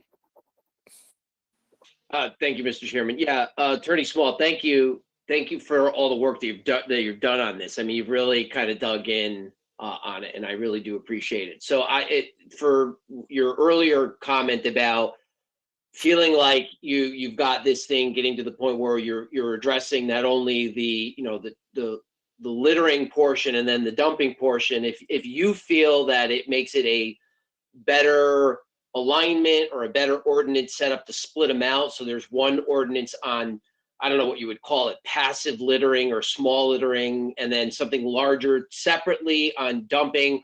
When I thought to bring this forward as an ordinance, both things were on my mind. The dumping that I see at the entranceway of the Tyler Mill Preserve bothered me. The stuff that I see as I head up towards Spring Glen and I see it in the cul-de-sac bothers me. And I drive my kids to school and I see the road hazard. It's the couch that was sitting on, the grass median on the one side of the sidewalk nearest the road that made its way into the roadway. I mean, that's a traveling hazard at that point. All of these different things came to mind when I brought this up. So to me, it's whatever works. The dumping, like I said, you go downtown and you can go by the one remaining original trash barrel that's still over by the bus stop right in front of Town Hall. And depending on the day and depending on who's coming by and dumping what, it's overflowed with household trash. And it just looks terrible. We comment about how we have these gateways into town and coming off the exit, it doesn't look pretty. And then we've got a parking lot that needs better pavement and better lining. And we've got these barrels overflowing with trash. They don't look any better. So all of this is important work as far as I'm concerned. So I appreciate the legwork that you're doing. So with respect to the fines and the tiering, I originally came in on the, I really would like to give people a one-off, but if we've got signs and posting and say, hey, listen, if you do this, you've got to be cognizantly aware because of the sign that if somebody sees you or it's on a camera and you're going to get caught, you're going to get fined. I'm good with going heavier. Let them fight it in court. Let them say they couldn't read the sign. Let them, whatever. I want to see it stop. I really want to see it stop. I go back to I grew up on South Cherry Street. Every time I drive through that neighborhood, it bothers me that there are cars parked right on the side of the road, 10 feet from the do not park on this side of the street sign. So it's all of this stuff. It's really bothersome to me. So I want to see it improved, and whatever we can do as part of this ordinance for the littering and the dumping and filling up the receptacles downtown and the ones in the parks, I'm all for it. So that's, all right, that's my, yeah, because the dumping is it's like on an entirely different level. And, the statutes, there's actually a statute that if you get caught dumping, I don't have it in front of me, but you can have the vehicle that you use, you forfeited. I mean, that's how serious it can get. You can have a court order that that their vehicle that they use in the dumping is actually forfeited. So, but that obviously we're talking about some serious dumping, but that happens in all towns. So, I do feel it's important. I do think it's on such another level of littering. So I just wanted to get some feedback because I think I'm starting to lose control and went too far. So no, I don't think you've gone too far at all. And I wasn't even aware of that. So, that is something we can socialize and advertise as we do our little campaign once this finishes up someday to really outline, hey, look, this is how bad it gets. You're saving $25 from recycling the air conditioner and the Freon the right way, but you could lose your car over that. That's hazardous material that's going into the ground. We have to pay to recycle our automobile batteries, tires, all this other stuff so that it's not impacting the environment. And there's other people that it's just tossing it to the side. maybe we should lean. We should maybe go overboard on it.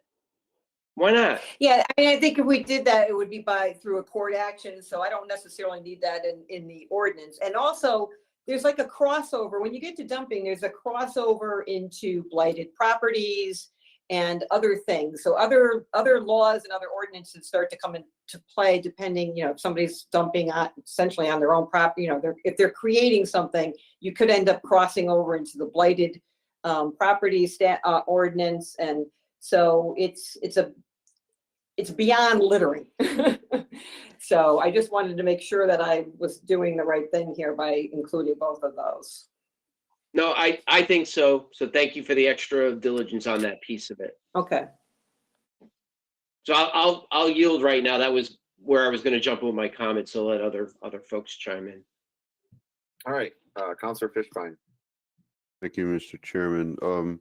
Janice, to go directly to your question, I think you're asking in 139.4, your new 139.4, capital A, you're comparing those fines, the first offense, those fines to those in capital B, correct? Hold on one second. No, so capital A is, you need to go back to 139.3. So that's the provision above, which lists the various things that you could, and most of them already exist in the ordinance. Right now, those items are a $90 fine. So the reason I separated B is I wanted to, oh, wait a minute, B, hold on a second here. Sorry, one second here. At least at this point in time, I'm not sure it's going to stay there. I just wanted to pull out so you could see the littering of material less than a 1 cubic foot. Do we want to include something in that nature as the basic littering fine, or are we going to use the 1 cubic foot as the benchmark for deciding that you should be charged with violating something? You see what I mean? Am I making any sense? I totally see what that was exactly okay. my point. So Okay. A deals with any violation of 139.3 Correct. that doesn't reach the 1 cubic foot, and B deals with 1 cubic foot or more of littering. Well, I'm doing it two ways. One, I want to know is, do we want to, from a general littering standpoint, include something less than 1 cubic foot? When you get to the 1 cubic foot, you can go up to like $1,000. So I don't know if we want to make a distinction, or do we want to live with the 1 cubic foot as being the criteria? So if I go to a public park and I decide to clean up my car and put it in a public receptacle, do we want the more than 1 cubic foot to be the triggering point? No, Is what I totally understand what you're saying. So Okay. when does one get fined? So under A, they get fined for littering. Under B, they get fined for littering at what we've deemed to be an excessive plate. Yes. So in A, the first blank would be the 219, correct? Well, that's if we don't have to pick that number. I'm just to compare it, I'm showing you what an infraction would be. We don't have to do infractions. We can do our own fine. And then we'll give an appeal period. Or we could go, the simplest way would be to allow for infractions, but we don't have to do it. I just wanted you to see, if it were an infraction, what the numbers are, so you can just in terms of perspective, that's all. Yeah, okay. So at some point, we're on the same page here. Okay. Just to throw it out there, I would propose 100 for the first, 200 for the second, and if it gets to the 1 cubic foot, even if it's the first occasion, 300. Okay. I would just throw that out there for discussion purposes, and I think that would fit the intent. But going back from there, you did a lot of good work here. I appreciate it, but I did have some I thought some of the questions, some of the language was a bit draconian. For instance, in 139.3, Mhm. the new C, capital C. I'm sorry? The new capital C in Okay. 139.3, the language that you have added, the owner or person in control of any private property shall control litter. I would make that shall undertake reasonable efforts, because otherwise I think it's a bit draconian. I can take a look at that. I'll make a note of that. I mean, the language that's in the existing ordinance, which talks about having invitees and for I'm like, where does this come from? So I'm trying to update that language to make it more succinct. I don't think we have to talk about who's there doing what, for what reason. I think we can say, look, it's your property. It doesn't matter whether you got one person there or 10 people there, you got to control litter on your property. So I can look, I do think I saw something in my research about that type of language being in there, so I could take a look at it. Hold on. Does anyone object to Councilor Fishbein's proposal? I'm sorry, you don't want to be draconian. Can I? Anyone object? I'm just trying to let democracy work here. Anyone else? If no one objects, Janice, to what Craig is saying, okay, looks like nobody's objecting. You may look into it, because we all agree as a council, not just Craig. Go ahead, Craig. Thank you, Mr. Chairman. So then I don't want to jump around too much.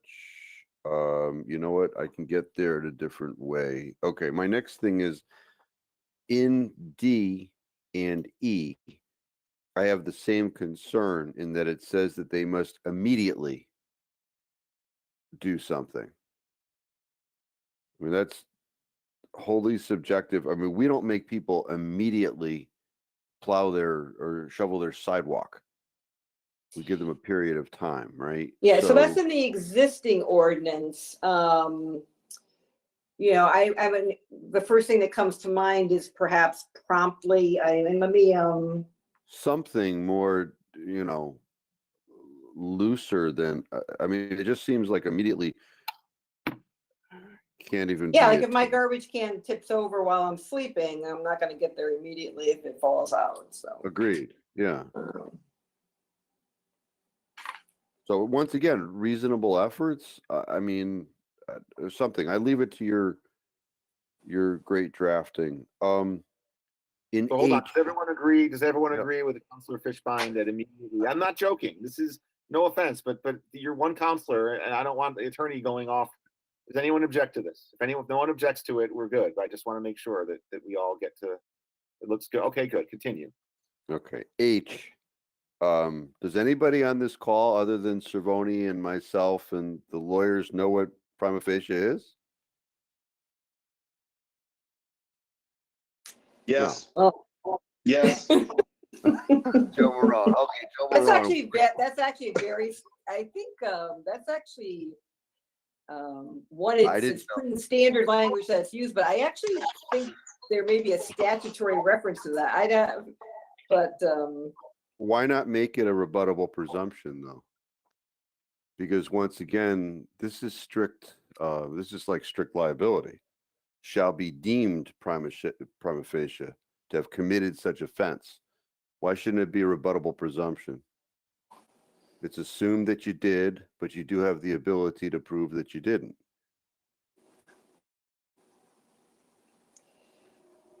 Well, I don't know why we want to make it easier for them, but I want to make it. I mean, first of all, the general public doesn't know what prima facie means. So I actually think I would want to check that, because I think that I actually think some of this language is in a statute itself. So I would have to.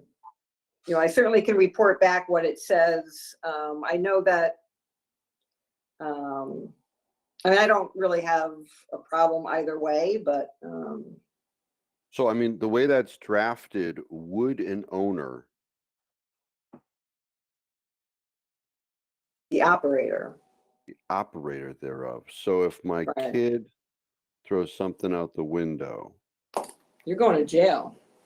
Yeah.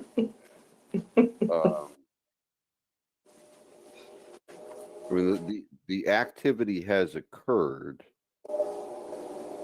but it's deemed that you've committed the offense and you're not allowed to posit a defense. And that's the problem I have with that. I mean, so, I mean, I'm not asking for it. I would suggest rebuttable presumption, but if you want to take a look at that, I certainly have no objection. And that wouldn't. Well, yeah, I'd certainly look, Mr. Chairman, I do think it came out of I do think it actually is referenced in the statute that way, but I will check that. So then 139.4 you crossed out. So who is going to enforce this? I've spoken to the police chief and, you know, it's his, in my opinion, that it should be the police department. It could be, you can still, what we've done in other ordinances, provide that the mayor can designate another official in addition to him, but we believe that the litter ordinance should be in the police department. Okay, but you. I will say I've not discussed this with the mayor, I've only discussed it with the chief. Okay, but based upon this revision, you've crossed that out, and where have you replaced that enforcement power somewhere in this language? It should, I think it's later on, but if it's not, it's maybe something I haven't reinserted. That's all right, on the, oh, I'm sorry, page 6. It's in there for dumping. I'm sorry? It's in there for dumping, but I don't see it. Well, I said the ordinance, but you're right, it really shouldn't be. That's why the dumping may have to be separated, but it's so 139-6 on page 6 says the ordinance shall be enforced by the police department and any person appointed and authorized by the mayor. But I think it's a good point that it should be moved, probably moved up.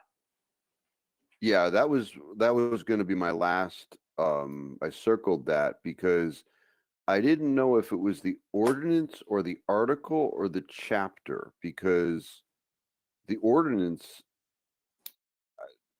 I get that point. I think I at one point had it in twice and then I took it out. And so now I was probably correct the first time to have it in twice. So I'll look at that again, because putting it at the end is probably not the best location for that.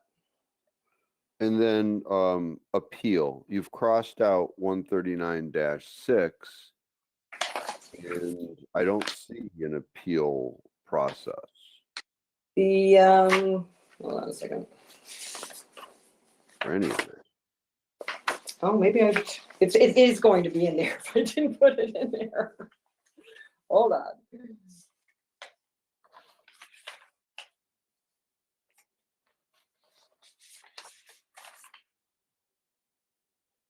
Why did I cross all that out?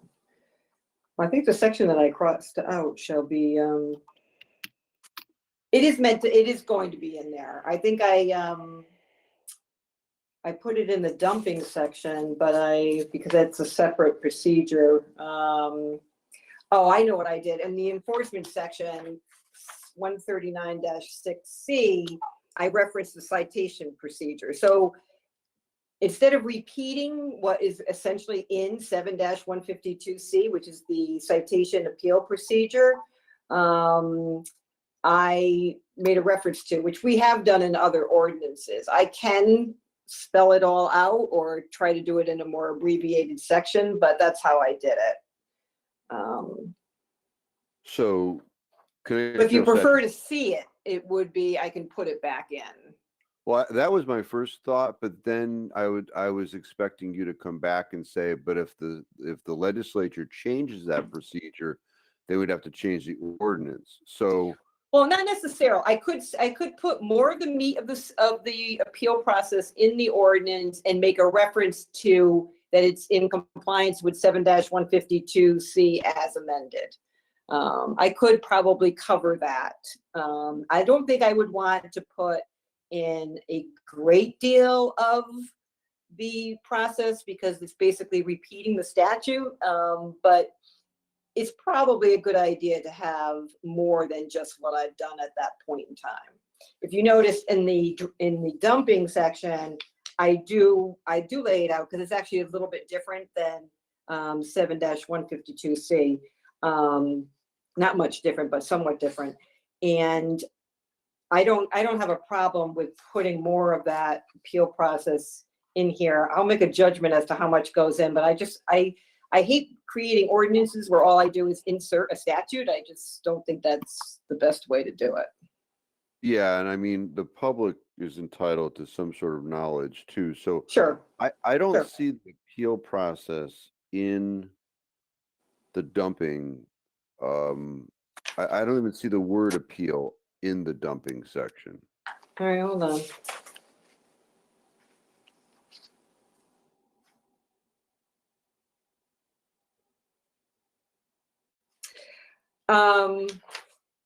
Oh, actually the appeal, so with the dumping, so if we do an investigation, so in the dumping section, as it's drafted at this point in time, there's a whole section of the statute that talks about conducting an investigation to determine, who should be cited. So the chief of police or whoever the enforcement official is does an investigation. So we're talking serious dumping here. And they send a certified letter to the property owner, whoever, and say, lays out for them what is the violations and what they have to do about it and the fine. And then it goes to the citation hearing officer for a hearing. So they have the right, if you see on page 5, D4, that the property owner has a right to a hearing to contest the violation, the date and time. And then it goes to the citation hearing officer. And interestingly enough, an appeal from this, so the hearing officer would make a ruling, and then the person actually has an appeal which is tied into the land use statute. And that's why at the end of that, it cites General Statutes 8-8. So it's a little bit more, and these solid waste statutes are really a pain in the neck. So it's created this different type of process if you're going through this investigation process on a dumping claim. We wouldn't do that for the littering claim, so it'd be something more streamlined. So Correct. it begs the question, why did you get rid of the 139.6 in the present language? Because I don't see anything there that I really find objectionable. I don't think I found it objectionable. So I mean, I did say that the 7-152C applies to the citations issued under that section. So I did make that exclusion. It's not objectionable. So I'll take another look at it. I don't have a problem putting, I do think it's a good point that there should be for the public some elaboration. I'm not sure I'm going to put all of this in. But I will look to beef up that section, and I put it next to 139-3 as opposed to at the end. And then my last thing is, if you put 139-6 back in F, you're telling somebody that they can only bring a court action to Meriden. Oh, I'm not doing that. That won't say that. It won't Yeah, say okay. that. No, that's old language. I'm not doing, that's old language. I'm not doing that. Yeah, I think you'd have issues there. So, okay, that's all I had at this point. Thank you, Mr. Chairman, and thank you, Janice, for your good Sure. work on this. Thank you. Thank you, Chairman Cervoni. Thank you. I appreciate the point about the strict liability offense, but I think most people don't realize that most automotive moving violations are strict liability offenses.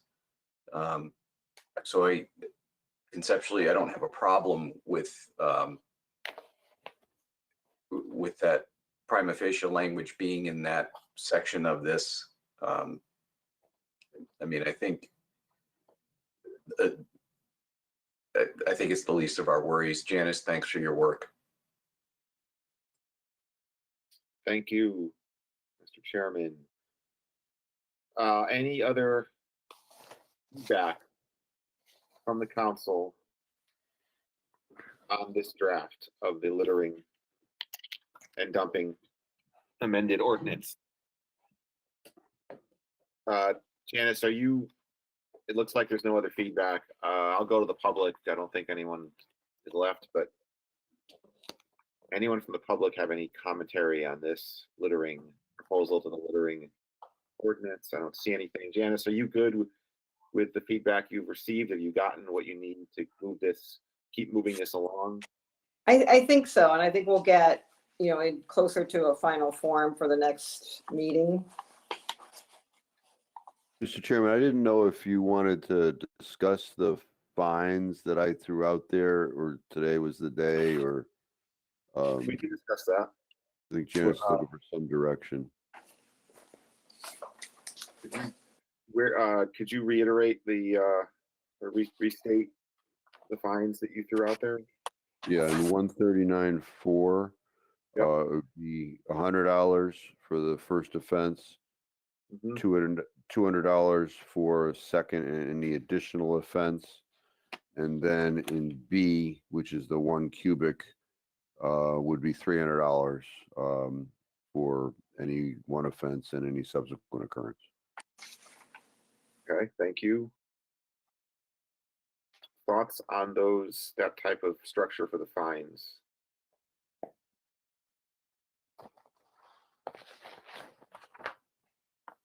Silence is consent.